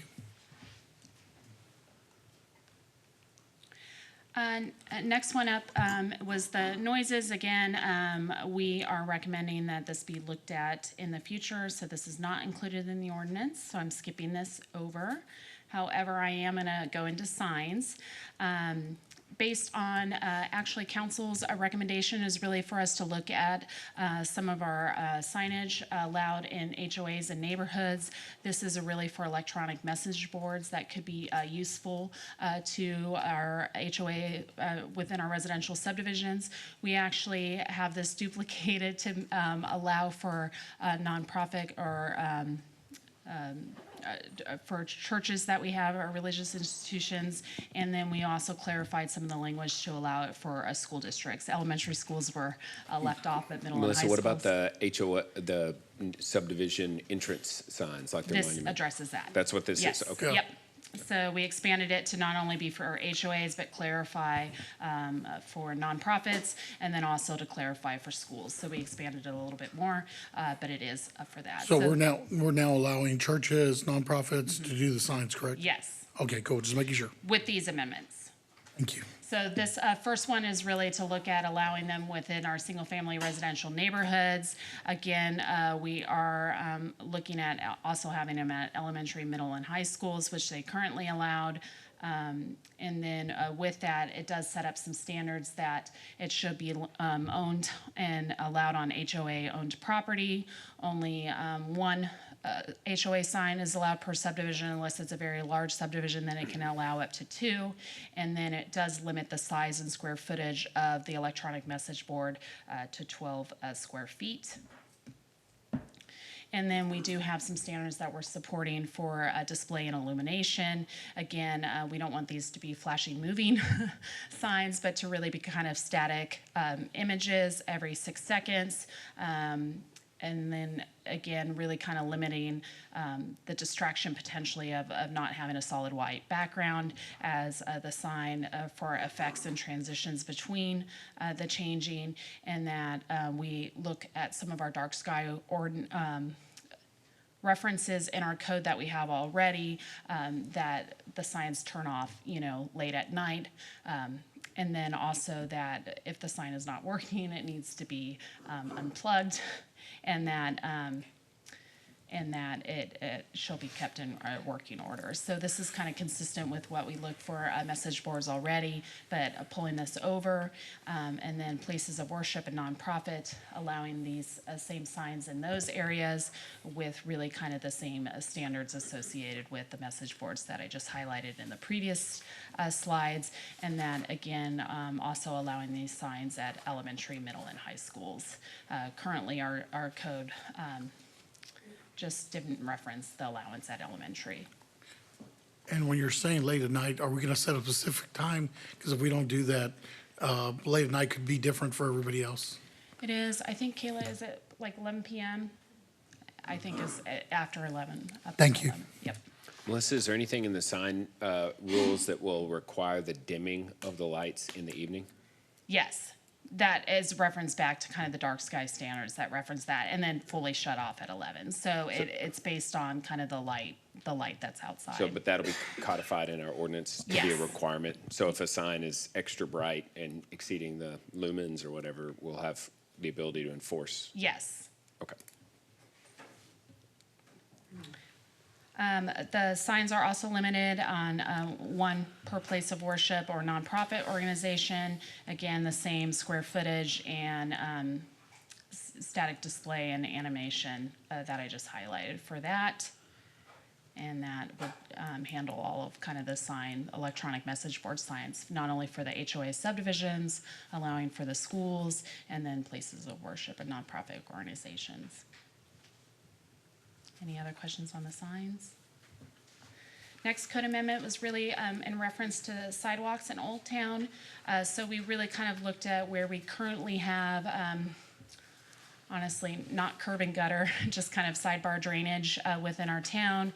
And when we look at requiring sidewalks on individual homeowners, really looking at only requiring sidewalks within this mapped area of our Old Town area for 4 or more units would be required subdivision and sidewalks requirements. So this would provide an exception for anything 3 or less.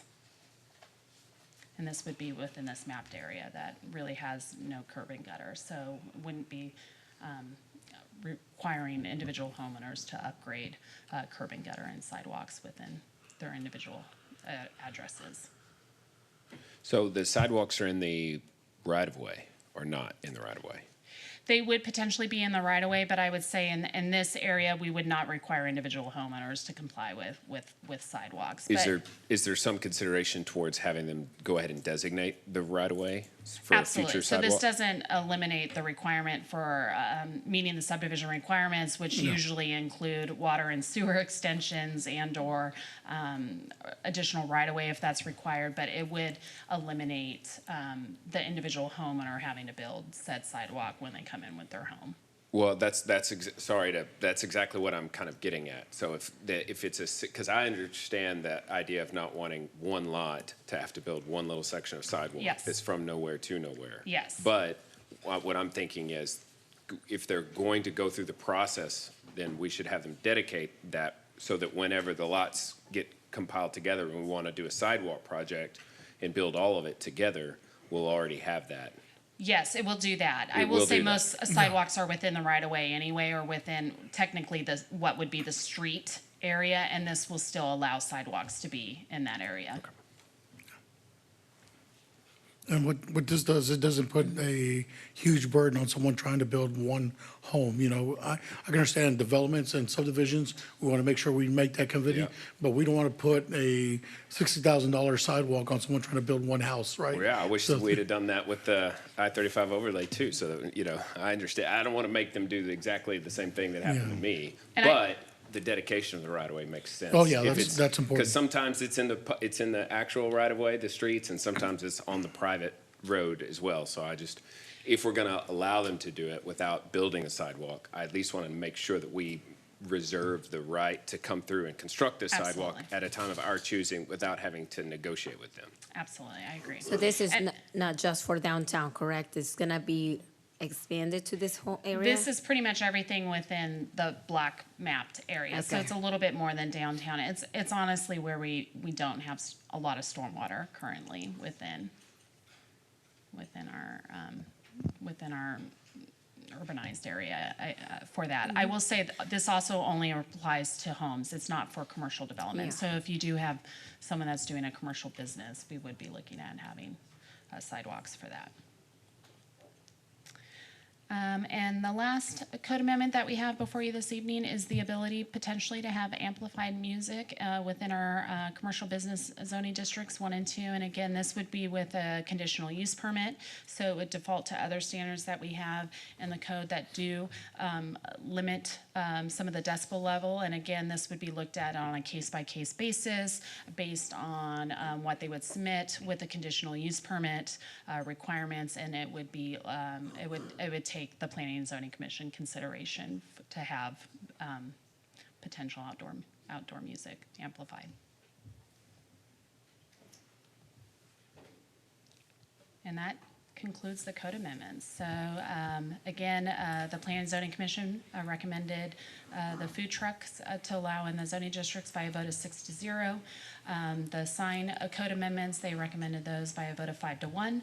The sidewalk exemptions, they recommended those by a vote of 5-1, and the conditional use permit for outdoor music by a vote of 6-0.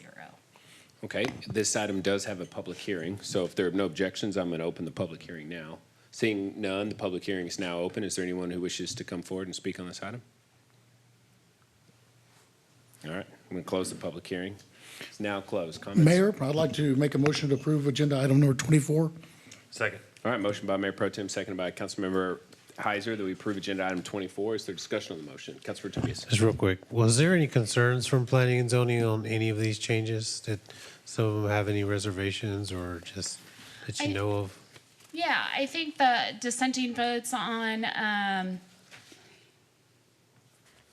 the sidewalk exemption was wanting to make sure, like, we really looked at it holistically. I think they were maybe a little bit concerned that we would lose access to the Vibe Trail or even the ability to construct sidewalks. And really, the intent is to not burden individual homeowners or a small, maybe even a division of one lot into two homeowners for the sidewalks.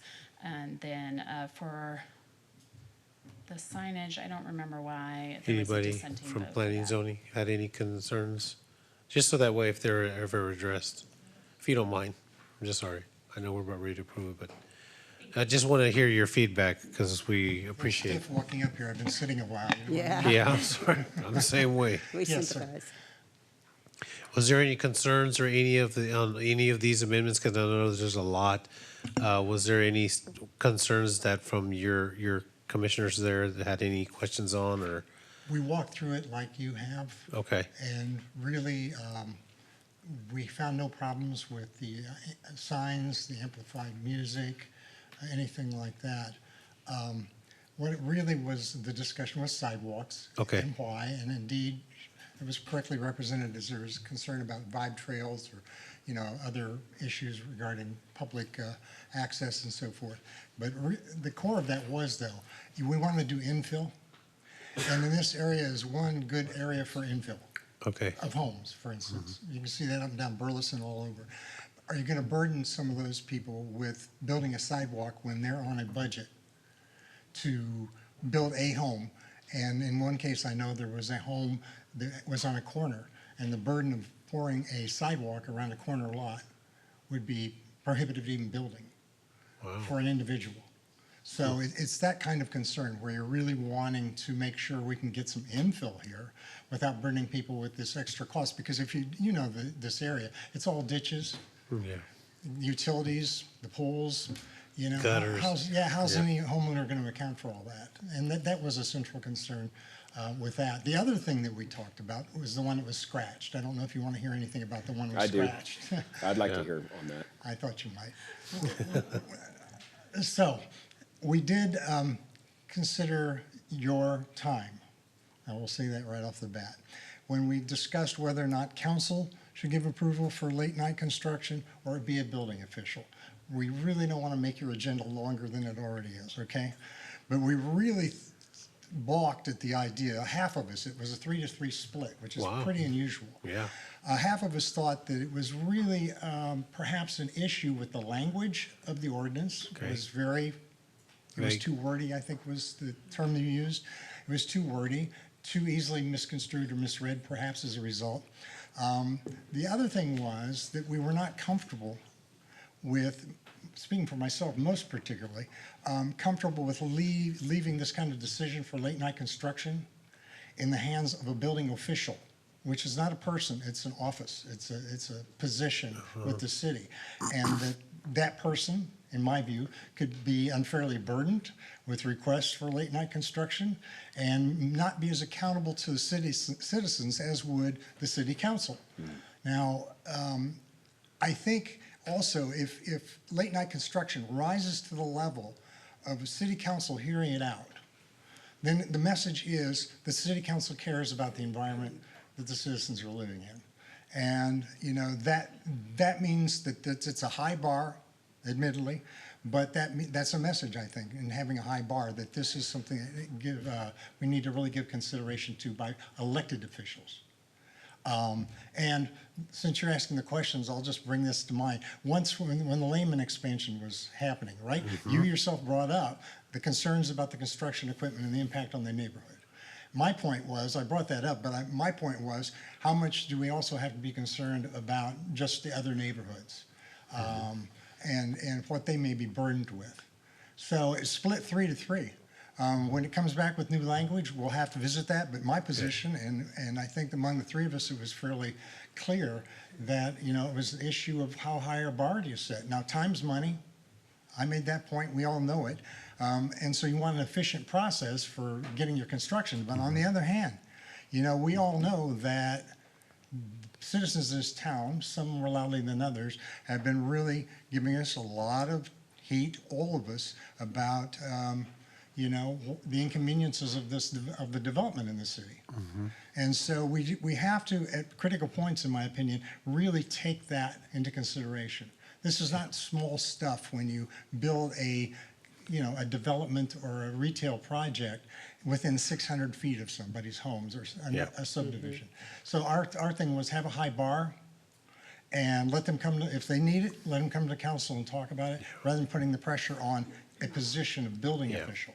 And that's a good point, Mayor, because for somebody who drives to work every day at 4 o'clock in the morning, and I'm stuck on the highway because they got the highway shut down, who's to say when we start building our roads here, and again, we just had a big presentation about it, that they say, hey, we're going to need to push back if we can to start pouring the asphalt or whatever. We're asking to start it at 10 o'clock at night and go all the way to 5 in the morning. And that's going to be right in the middle of subdivisions. It's going to be right in the middle of BB Road. And those are things that you're right. We need to make sure we clarify on that end, because are we going to be flexible when it comes to that point? Because we may look at it like if we shut down the roads during the day, during the busy time, just so they can get the roads built, Marketplace, Stagecoach, whatever, are we going to look back now? Well, according to our code, none of these construction companies can start laying down any of the asphalt because we have a code in place to where they're not able to do it at night. So we may be having to look at this once that gets up and going. So you're right about the language. Yeah. Yeah. Something to consider. Councilor Harris. Yeah, and what I've found is that right now, one of the things we really need to do is make sure that the developers of any piece of property are getting their responses promptly. And what happened this summer, and I saw it happen and got complaints about it, but some of the people that were ready to pour foundations in the 100-degree heat just went ahead and poured them. They did not ask for permission from anybody. It was so much easier to go ahead, and it was a one-night pour. It's over and done. And it would just have taken them too long to go through that whole process. And then the other thing I've seen is that it's not being, the noise ordinances are not being enforced, because I know the development over by the post office, they started before dawn doing some of that work, and they're still going late or working too early, which is really making the residents crazy. Which is why we'll bring that back. Yep. Yeah, I was wondering why we're discussing this when it wasn't on the agenda. Well, sorry. I mean, Well, we Planning kinda and brought Zoning it Commission up. absolutely considered it. We did remove it from the ordinance, so if Yeah. you adopt these for code changes, it will not include any revisions We don't to recommend the that. change at this time. And Yes. we'll consider it further, and if there's, if brought We'll back, bring we'll it back. come back through the process. But not- Any consideration towards having the Planning and Zoning Commission take first look at it? It's kind of a mix between the two versions, so it's not, we're adding more things to our agenda. Honestly, I'm not sure it's Okay. really even Yeah. needed. It's one of those things that came in and, it's one of those items that I don't think Melissa and I really talked about a lot, but we don't get enough of those complaints or enough of those issues that I feel like I need to delegate that authority to someone else All right right. now. Any further discussion? All right, we already have a motion, so all those in favor say aye. Aye. All opposed? All right, motion carries 7-0. Thank you. Commissioner. Thank you, Melissa. All right, next up is agenda item number 25, first reading. This item does have a public hearing. Consider approval of an ordinance amending building permit fees associated with the construction of residential ADA ramps and home improvement program, which amends the fee schedule that was included in Appendix A and adopted as part of fiscal year 24-25 budget. I think we've already discussed this. This just perfects the item that we voted on. Is there anything in addition to what we already understand this item to be that we need to know about? No, here's my fancy code amendment. All right, so see, this item has a public hearing. If there are no objections, I'm going to open the public hearing now. Seeing none, public hearing is now open. Is there anyone who wishes to come forward and speak on this item? All right, seeing none, I'm going to close the public hearing. It's now closed. Motions? Mayor, I'd like to make a motion to approve agenda item 25 as written. Second. All right, motion by Mayor Pro Tem, seconded by Councilmember Parsley that we approve agenda item 25. Is there discussion on the motion? All those in favor say aye. Aye. All opposed? Motion carries 7-0. Next up, Can agenda we do item. first and final? Any objection to this item being finally passed? Nope. Seeing none, it's finally passed. And so on that note, And number 24. any objection to item 24 being finally passed? No. All right, seeing none, it's finally passed. I'd like to make a motion to reconsider agenda item 13, first reading, consider approval of an ordinance amending chapter 5 of the City of Kyle Code of Ordinances per the interlocal agreement with the City of San Marcos, Texas, so that we can finally pass it as well. Oh, Just I need a second. since you were not. Second. All right, motion is to reconsider agenda item 13. Is there discussion? All those in favor say aye. Aye. All opposed, motion carries 7-0. Motion to approve. Second. Motion by the mayor, seconded by Councilmember Parsley to approve agenda item 13. Is there discussion on the motion? All those in favor say aye. Aye. All opposed? All right, motion carries 7-0. Is there any objection to this item being finally passed? Seeing none, it is finally passed. Agenda item number 26, consider approval of a resolution authorizing the city manager to execute all documents necessary to purchase property located at 208 to 246 Republic Drive. Mr. Lopez. Good evening, Honorable Mayor and Council. David Lopez, Director of Parks and Recreation. As our staffing needs for Park and Recreation increase It's imperative that we continue to research properties to meet those growing needs, to house our staff, and to provide adequate workspace. 208 and 246 Republic Drive are possible solutions. It's located east of 35 off of BB Road and Republic Drive. This property not only meets housing needs, but also offers some multi-purpose programming opportunity. This would be ideal for our beautification team as well as our recreation team and our admin team. Just some programming space for each building. Building 1 for recreation and admin, and building 2 for the beautification team. So you have 2 options before you tonight to approve as presented or deny. All right, does anybody have any questions initially? Mayor Pro Tem? Mayor, I'd like to make a motion to approve Agenda 26, consider approval of resolution authorizing the city manager to execute all documents necessary to purchase the properties located at 208 and 246 Republic Drive, not to exceed 3.775 mil. Second. Motion by Mayor Pro Tem, seconded by Councilmember Harris, that we approve agenda item 26, not to exceed $3,775,000. Is there discussion on the motion? Councilmember Tobias. Just real quick, thank you for bringing this forward, because I know that we've had many conversations about the spaces you're needing for the employees, and I think this will be a good location, and so I'm glad to see that we can be able to try to find some space for your employees. Thank you. All right, anyone else? David, thanks for your presentation. Appreciate it. Yes, sir. All right, all those in favor say aye. Aye. All opposed? All right, motion carries 7-0. Don't go too far, David. Next up, agenda item 27, consider approval of a resolution allocating American Rescue Plan Act 2021 funding to specific projects. Ms. Schmeitz. Sorry, I had some coffee. Sprinting up here. Yeah, and I missed the first half, so I have extra energy. Good evening, Amber Schmeitz, Assistant City Manager again. Here's a little background about the project or the resolution before you. Previously, you had approved an amendment to spend all of the ARPA funding, approximately $12.2 million, on the County Road 158 Water Facilities Project. It involves an elevated storage tank, some pumping stations, all of the ancillary facilities to help that run there.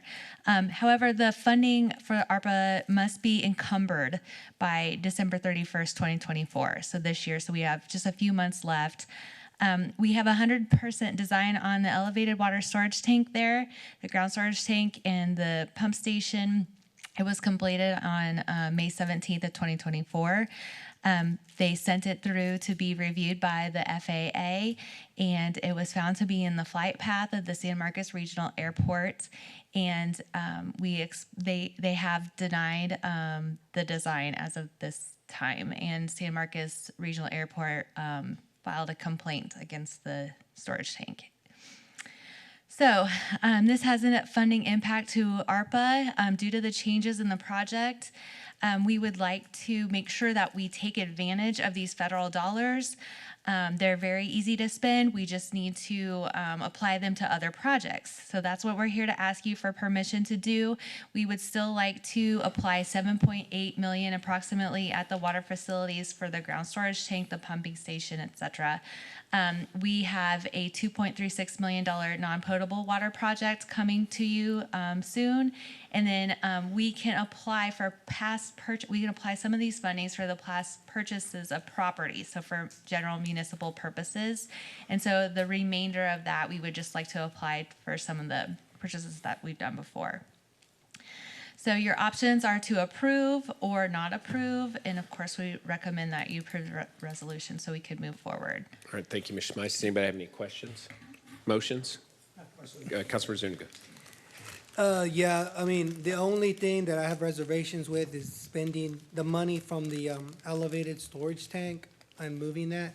So why, do we have confirmation, letter confirmation from the FAA or the San Marcos that I mean, first of all, why would the plane even fly that low? I think that's serious if that is the case. Sure. And- Yes, and- sir. So we do have confirmation that it's in the flight path. It's in the flight path of a proposed expansion to the runway of the regional airport. However, we have been working with the FAA. We do have unofficial, I guess, confirmation that they might be reconsidering and they might end up approving it, which would be fantastic. But we just can't afford to wait on these ARPA funds. Otherwise, we're going to lose them. Right. So it doesn't really matter. I mean, these funds just need to get encumbered. So otherwise, we risk losing them. So it doesn't really matter what project they apply to. We would still, we would still build the elevated storage tank we need it on that side of the city. So- That's my second concern, is that I don't want insufficient infrastructure going Right. in, because we have water pressure, plane pressure problems, Correct. pumping problems, and we don't need to exacerbate those issues. Absolutely. So we would, if it's disapproved there at that location, we would work to find another location in the same pressure plane to do the same job that it was meant to do at that location. Are we gonna use the same plans? Because I remember these plans were expensive, of 600,000. So would those plans still be the same? For if the, I because doubt it. what I'm assuming is y'all are considering finding another site location Right. for We an would elevated tank. Correct. We would find another site location, and I'm not an engineer, but every site's unique, and every elevated storage tank is unique, and every the location within the system would be unique. So I'm sure there's not very much that we would probably be able to use in a different location.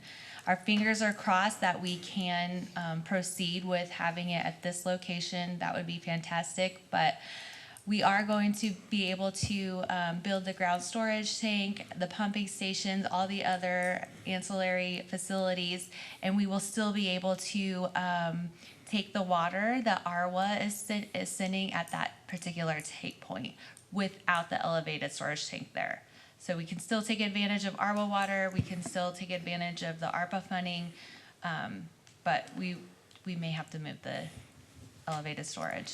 We did get, I think as Amber referenced, we did get some positive news back that there may be an option to keep at this location, but for us, it's really just a timing question Right. with the funds and getting those encumbered. We want to go ahead and make sure that we have a new plan in place to make sure no funds are lost. And then hopefully the elevated storage tank can occur at that location, but if not, we're gonna do everything that's needed to make sure we have the proper infrastructure, all the pressure that's needed to plan out that system on that portion of the city. Right, because I remember that was a very critical storage tank. And we had discussions about it, and we know that we're already inadequate in some storage tanks on some of them over there. So I remember that we need a few more. So I don't want to disservice the infrastructure. Right. So it's About not, 100%. it's not a staff, thing that's going on, it's the FFA. So you're kind of looking at that staff didn't want to do it. Staff wants to do it, but the FAA is stopping us right now. So it's not something that staff's doing. It feels like you're saying staff is doing No, it. you're taking it out of context. It's not Okay. what I'm saying. I'm It- saying it feels like that it. I still want good infrastructure to go in. I don't want us to take a shortcut and And see, not build a and- storage tank. And that's what, when you say the shortcut, staff is not trying to take a shortcut. The FFA stopped this tank from going in. Yeah. So it's not staff trying to take a shortcut. That's where the language you're implying, and the public listening is gonna think that staff is trying to do this. May I ask a question? My hand was up All and right, Councilman everybody started talking.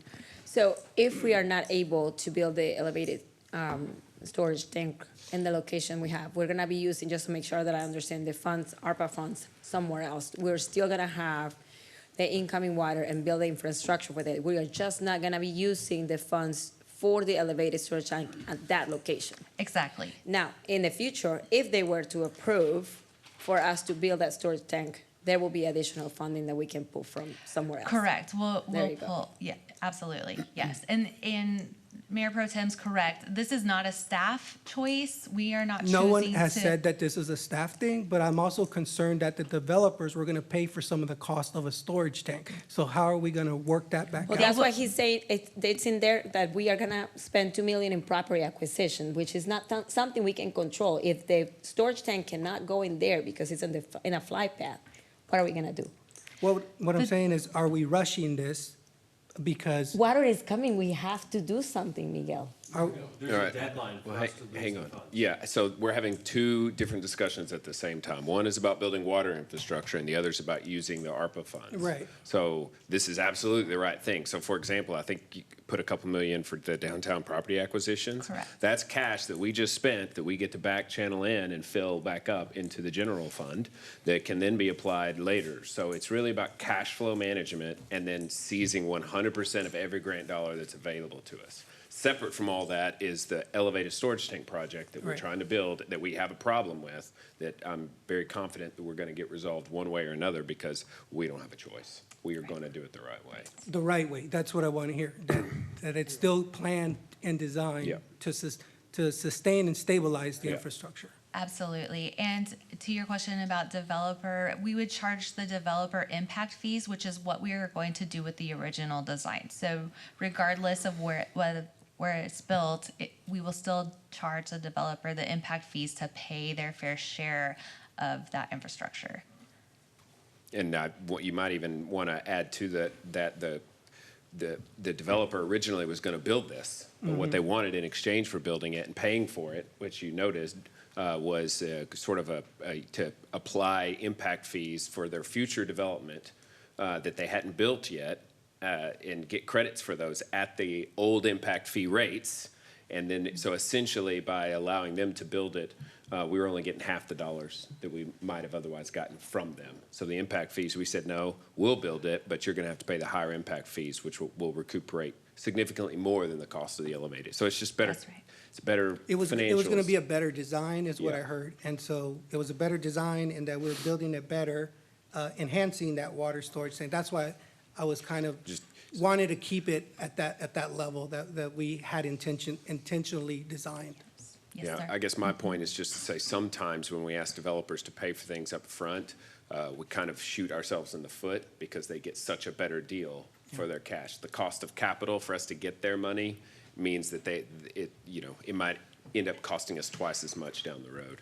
But what we have to find, if we have to find another location, does that mean now property has to be bought for, Possibly, right? Yeah. yes. So Who that's what I'm knows? Who saying. knows? So we all need to consider the whole picture. Right. It's not as simple as saying, we're just gonna build it later. Yes, you're gonna build it later, but you don't own that land yet, and no developer's giving it to you yet. So now Right. there's another cost to this, Correct. right? But today's the discussion is regarding the use of the ARPA funds for With for the what we- water tower in mind, that's what this was brought up with, okay? So that's what I'm discussing. All right, any further discussion? Motions? Motion, I'd like to make a motion to approve agenda item 27. Second. All right, motion by Mayor Pro Tem, seconded by Councilmember Parsley, that we approve agenda item 27. Is there discussion on the motion? All those in favor say aye. Aye. All opposed? All right, motion carries 7-0. We're going to pass over on 29. We're going to do 30. Receive a report, hold discussion, and provide staff direction on the design process for Lake Kensington Nature Park. Mr. Lopez.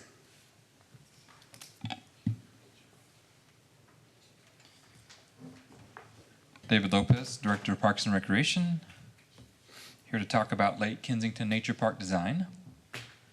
Quick overview, we're going to give some background on the project. We're going to talk about the RFQ and the proposed design process, and we're seeking feedback and direction from council. So Lake Kensington Nature Park is 105 acres approximately, located at 2400 Daisy Lane. A feasibility study was completed recently, back in June. It was identified as a priority project for 2025 and 2026 CIP, 2025 being the beginning of the design process.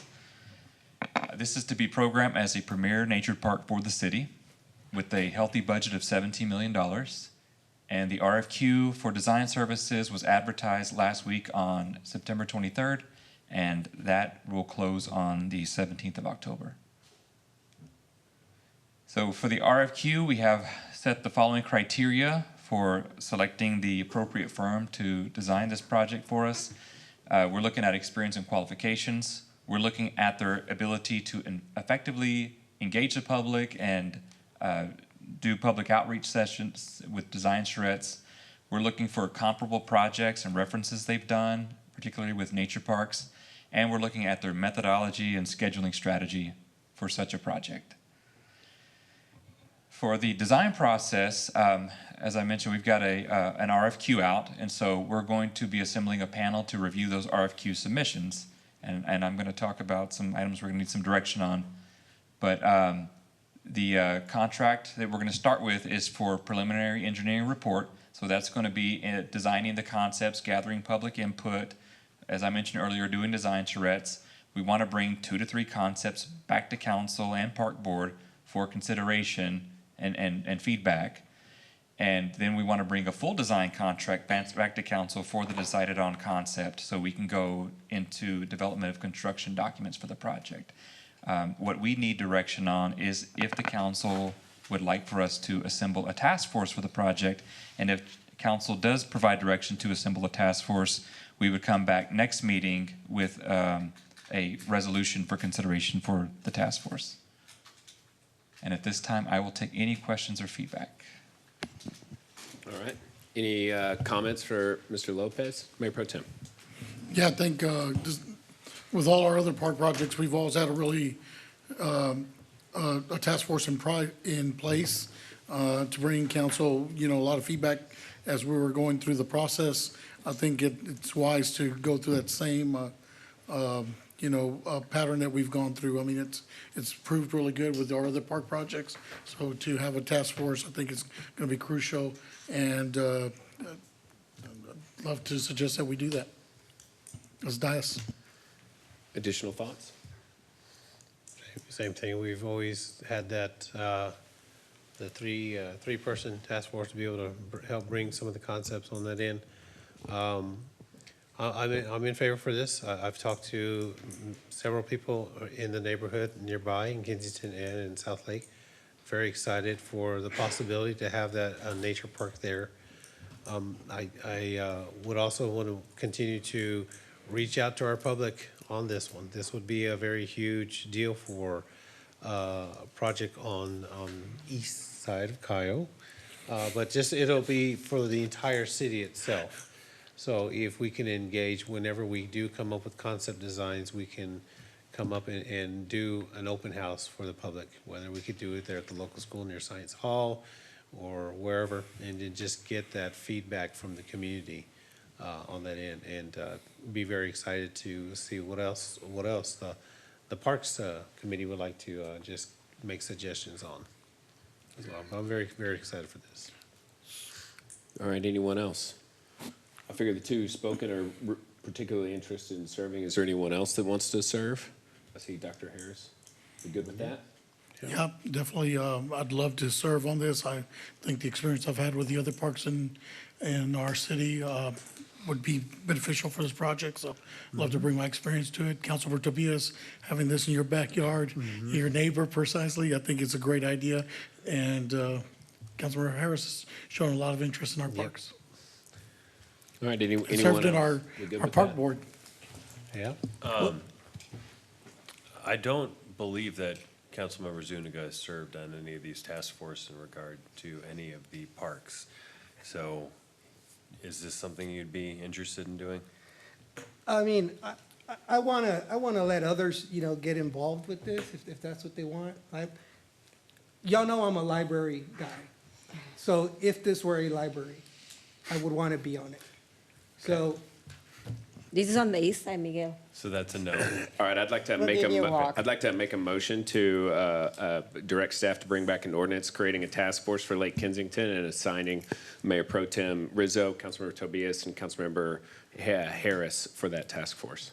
Second. All right, motion by the mayor, seconded by Councilmember Parsley, that we approve the agenda item as stated. Is there discussion on the motion? All those in favor say aye. Aye. All opposed. Motion carries 7-0. Next up, agenda item 31, receive a report, hold a discussion, provide staff direction regarding the 2025 Kyle Fair Textravaganza. Mr. Lopez. David Lopez, Director of Parks and Recreation for the City of Kyle.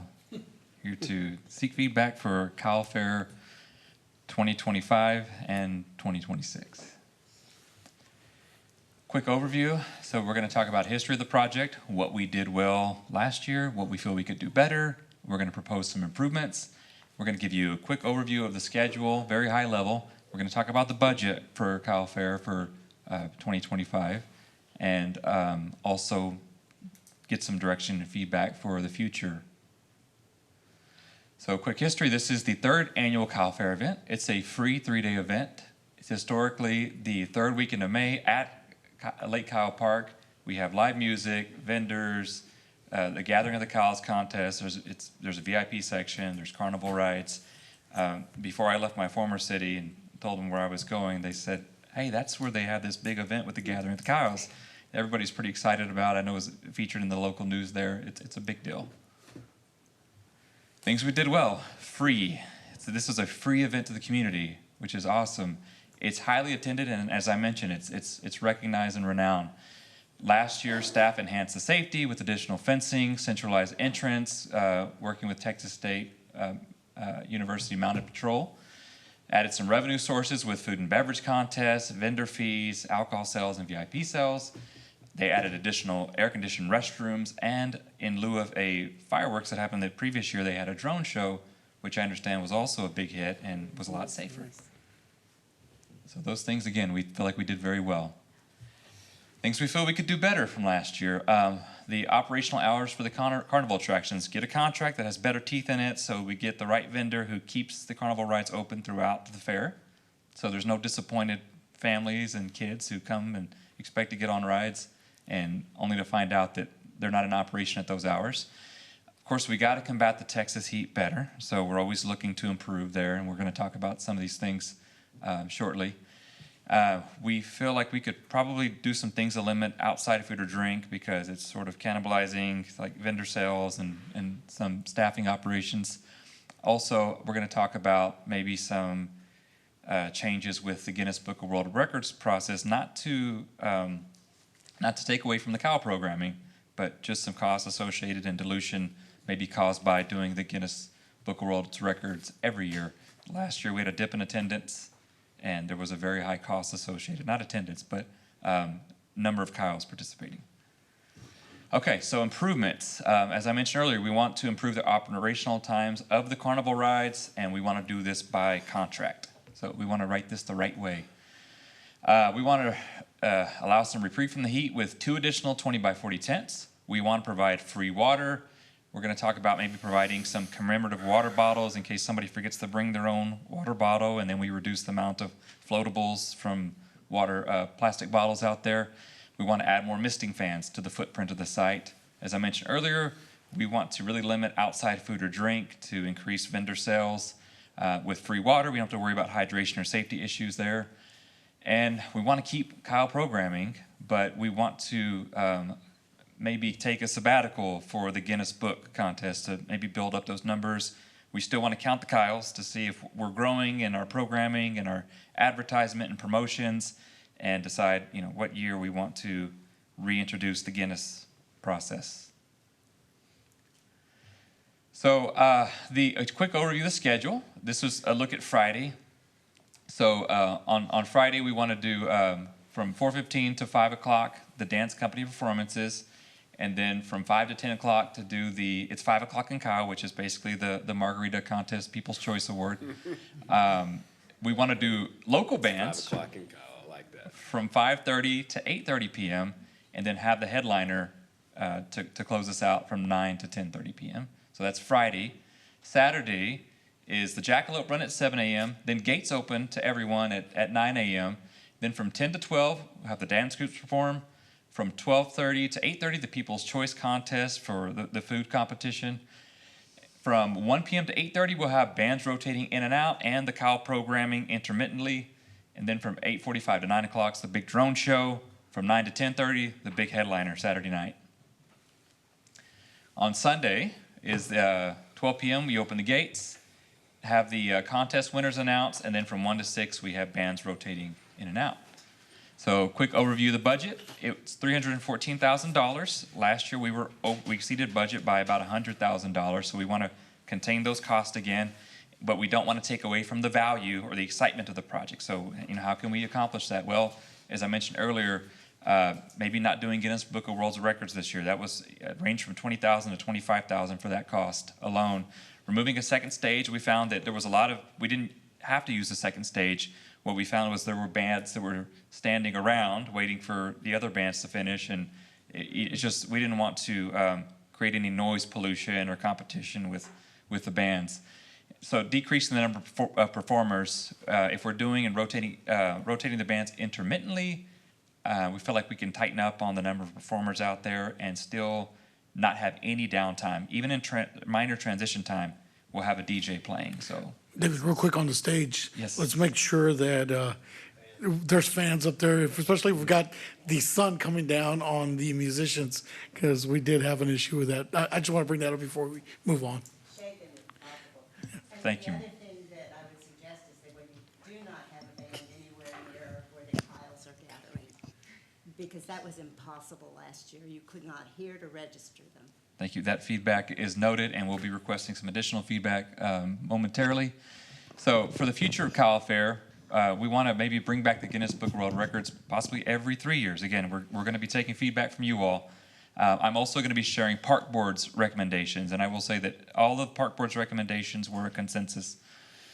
Possibly using third-party events management groups. This is maybe not for this year because it's probably too late in the game to do something like that this year, but maybe someone who can manage the entertainers better than we could. Let's get Live Nation. I'm sorry? Live Nation. Maybe so.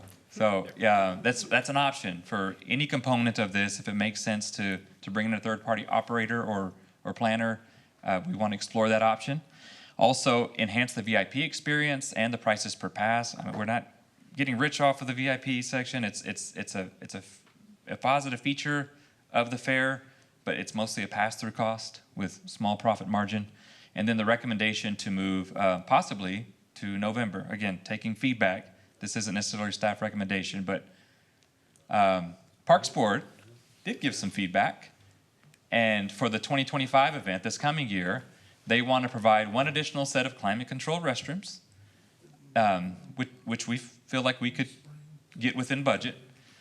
They want to provide additional cooling activities, possibly. They want to sell or give away some commemorative water bottle during the event. They want to move away from a themed music nights to offer a variety of music on each night. They want to... What's the thinking on that? They feel like it may be polarizing to only feature one genre of music, and they feel like if there's offerings and rotating different genres throughout a day, you might get more people on any given day, and their thoughts were it was maybe more inclusive. I like that. Well, I mean, there's a very dedicated part of this community that will come no matter rain or shine to hear their music, and they have saved the event. Last year when it was very hot, there was population that showed up. And so I think part of that is the music that they enjoy. So that's something to consider. I think with the country is a big hit, like on those Fridays. The Tejano's really a big hit on Saturday. And rain or shine, they showed up.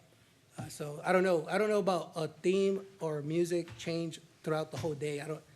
I'm still a little iffy on that. I just want to say you can count on a certain demographic that is showing up on those Fridays and Saturdays. And that's kind of like, those numbers you're going to have. Yeah, but some aren't showing up because they don't like that particular brand of music for that day, so they just don't come. So I think you lose as many as you get in. Also, we lost $100,000 on this event last year. So I think it is our responsibility from a fiscal standpoint to listen to the feedback that might help generate more foot traffic and more dollars spent that would allow to an offset of some of those additional costs. No, I'm open to all of this. I think the one stage works better. I mean, that's just my opinion.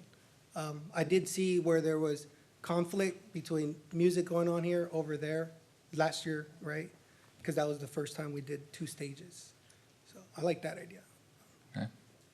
And I did want to, Councilmember Heiser, you mentioned the the overage last year. I did want to say with the value engineering proposing this year, we are staying within budget. I failed to mention that earlier. For Sunday, the recommendation from the Parks Board was to make Sunday a family day and possibly include some discounts for foods or rides and maybe some more family-type programming.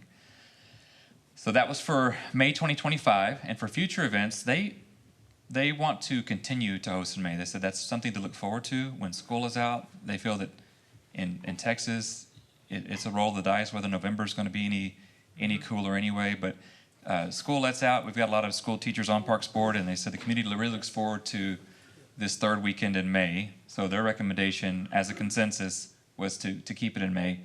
Also, they were in support of a third party to maybe manage a component. They wanted staff to explore that as a possibility for the future. And they said if we can get a third party and allow staff some relief and operations, that maybe we could feature a Parks and Recreation information booth. Right now, we're spread so thin, it's not something we could offer in 2025 because it's all hands on deck working this event. So at this time, I will take any additional feedback. All feedback listed thus far has been noted. I've got my partner in crime, Miss Claudia back there, who's co-piloting this for me in case I need some emergency assistance. But we're taking notes on everything. Just go down the line, Mayor. Just go down the my hand up line. first. All right, Mayor Pro Tem. Yes, I have my hand up first, but one of the things I'd like to see on the Friday, making sure we're not spending money on bands early, because people are still driving home from work. That's something I saw this past year is that we had early bands. We can do a DJ cheaper, maybe, to get everything started on Friday afternoon, and then go into the bands later when people are now home. They've already changed into some comfortable clothes, and now they're coming to our event. Something I'd love to see. I love the idea of doing different bands, making sure we're bringing the bands back to the dais as well, so we can take a look at it. There was a couple of things I'd like to have seen different band-wise. Some of the bands were really amazing. There was some other ones that just didn't really hit it where we needed to be at. And honestly, I look back at my years of being over at St. Anthony's and all the fiestas, and I know when we have a successful fiesta and we're not, I can look at the bands prior to the fiesta and know whether it's going to be successful or not. That's something that I always pride myself on, is making sure that, when I look at something, I'm like, well, this ain't going to be a good year, right? So it's one of those things, but always making sure that we are bringing the right entertainment that's going to bring the crowd out. The other thing is the branding. So when Councilmember Coach and I were first working on this with staff, when we came up, we hired a firm to come up with branding. I haven't seen that implemented yet. We've had some of the branding up, but really what was supposed to happen is we're going to have these large cutouts all over the fairgrounds that people could take pictures, be interactive with, and I'm really just seeing a little bit of that right now. So making sure that we're following the branding and everything that the early vision we had when we were working on this. We had been working on this for years. COVID kept us from implementing this, so we had more time to work on it, and we just haven't gotten to that full scope of the work that we wanted. The branding was going to be really, really important, and it's like Lollapalooza. When you go out and do that, you see the branding. The branding here was supposed to be everywhere, and it's something we really haven't seen yet. Now that you're here, I'd love to see you finish this off the way the original vision was. And if you have any questions, please reach out to me and we'll start talking about it. But staff has been here as well. But the original plan for this, when we first started bringing this forward, was to really focus on the branding. We hired a firm to do that, and we'll have a lot of notes out there as well. So if we could finish and complement the branding, it'd be important. Councilor Tobias. Thank you. Okay, right off the bat, past couple of years, Claudia, Amy, Mariana, Benito, all of you guys, you rocked it. Thank you, thank you, thank you. You're right. They were stretched thin. They were there from 7 at night till 1 o'clock in the morning, and they were back in there again. So thank you for all you've done through the years. It's been very appreciative. So I'll just bring up these points. How do we do on the buses? Did we do okay with the transportation? Is that still running smooth? I know we were talking about expanding the parking lot or on that end, but wanted to see how well we did with the buses. The bus system, if we had any, ups and downs on it, any changes? It's actually been really well for both years and for Pie in the Sky. We've gotten a good system. We've been working with Hayes. We've had about 4 to 5 buses from each side, and we haven't had any complaints on any of the transportation in the shuttles. Okay, worked great. well. That's good. Yeah. And then, again, you're looking at the tents, possibly adding more cooling tents. We can also get with any medical tents that we need, because I know there was 2 heat-related incidents there. We had to have EMS show up on that end. And one of the ideas that I originally brought back many, many moons ago, and we had it here with the fair on the square, and I may be outdated, but we used to have a Mr. and Miss Kyle pageant. And those individuals would compete, or they just get like a little, program. They would come in and they would, just tell them, it was usually high school students or somebody that's going on to college, and they would just get like a $200 scholarship if they won. But they were ambassadors to the city. Whenever we had events, they were there representing that. So that was an idea that I brought up several years ago about to bring in maybe something of that nature back. But other than that, I think everything worked out really well. The lines were long with the amusement. I think we'll work on that. But like Mayor Mitchell says, if we do look at getting maybe a company that can run the music part of it itself to keep the bands on track, maybe to help promote the bands, that would also be a good factor on that end. And one last comment, when we spoke to the promoter that was sponsoring these things, he always told us, never compete against like Cinco de Mayo, DC Seis, UT football, anything. Make your own weekend. It's a good day. Make your own weekend. He says, because that way you can get people from all over Austin, San Antonio, I'm sure you know, and everybody knows that the third weekend in Kyle is the place to be. So that's another branding that you can use on that, is make it our own weekend. Councilmember Zuniga. Thank you. Yeah, I mean, good points. I mean, what everyone has already said. I would like to see like safety around the crowds. I noticed like when small kids are there, or you can tell like if the crowd gets a little out of control, you want to have lines that like you can't sit here. And then maybe like the tents should be brought down at a certain period, because the tents were blocking people in the back, and I could see people were getting upset about that, and taking it upon themselves to tell people to take the tents down. And Councilmember, thank you. That's one thing I also failed to mention. We're going to be working better with stanchions and coordinating certain areas off for that very reason. And then even like a little bit more messaging by council up on the stage. I know we only got up there a few times, but maybe that's all we need, but we should be allowed that to say and introduce the public, the affair, and welcome them. So some of that needs to happen in coordination with the artists. And then I do like bands that folks prefer. I know I try to be more biased towards music that growing up you hear, and now as an adult you have dollars to spend, so you're going to go and enjoy those bands. That's what I meant by there are some people more dedicated to the genres. So that could happen. I do like the idea of coupons for kids.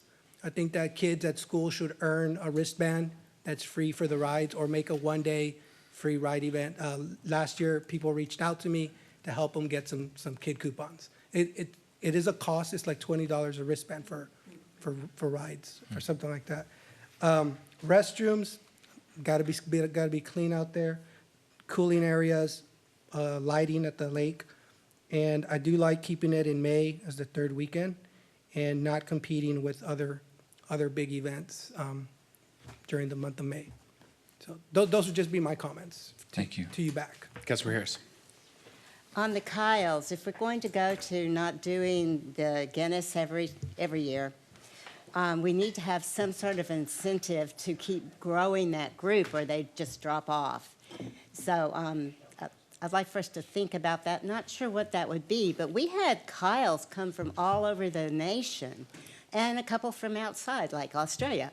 And some of them came specifically because it was a Guinness thing. But if we could give some recognition for come anyway. We need to build our numbers up until we can get to bring Guinness back. That would help. Thank you. All right, any further I just feedback? have one thing. And I don't think we've done this the last 2 years, but can we get like a music for kids, like a kids performer? It's something we can look into, certainly. Yeah. Is that maybe even for the family day? By all means. And I have some thoughts on the margarita judge selection process, but we can take that offline. Boy, I heard stories. All right, any further discussion? You need anything more back from us? That's great feedback. I appreciate it, and we're going to factor this all into both 2025 and 2026. All right, thank you very much. Motion to adjourn. All right, we adjourn. Appreciate y'all. Thank you.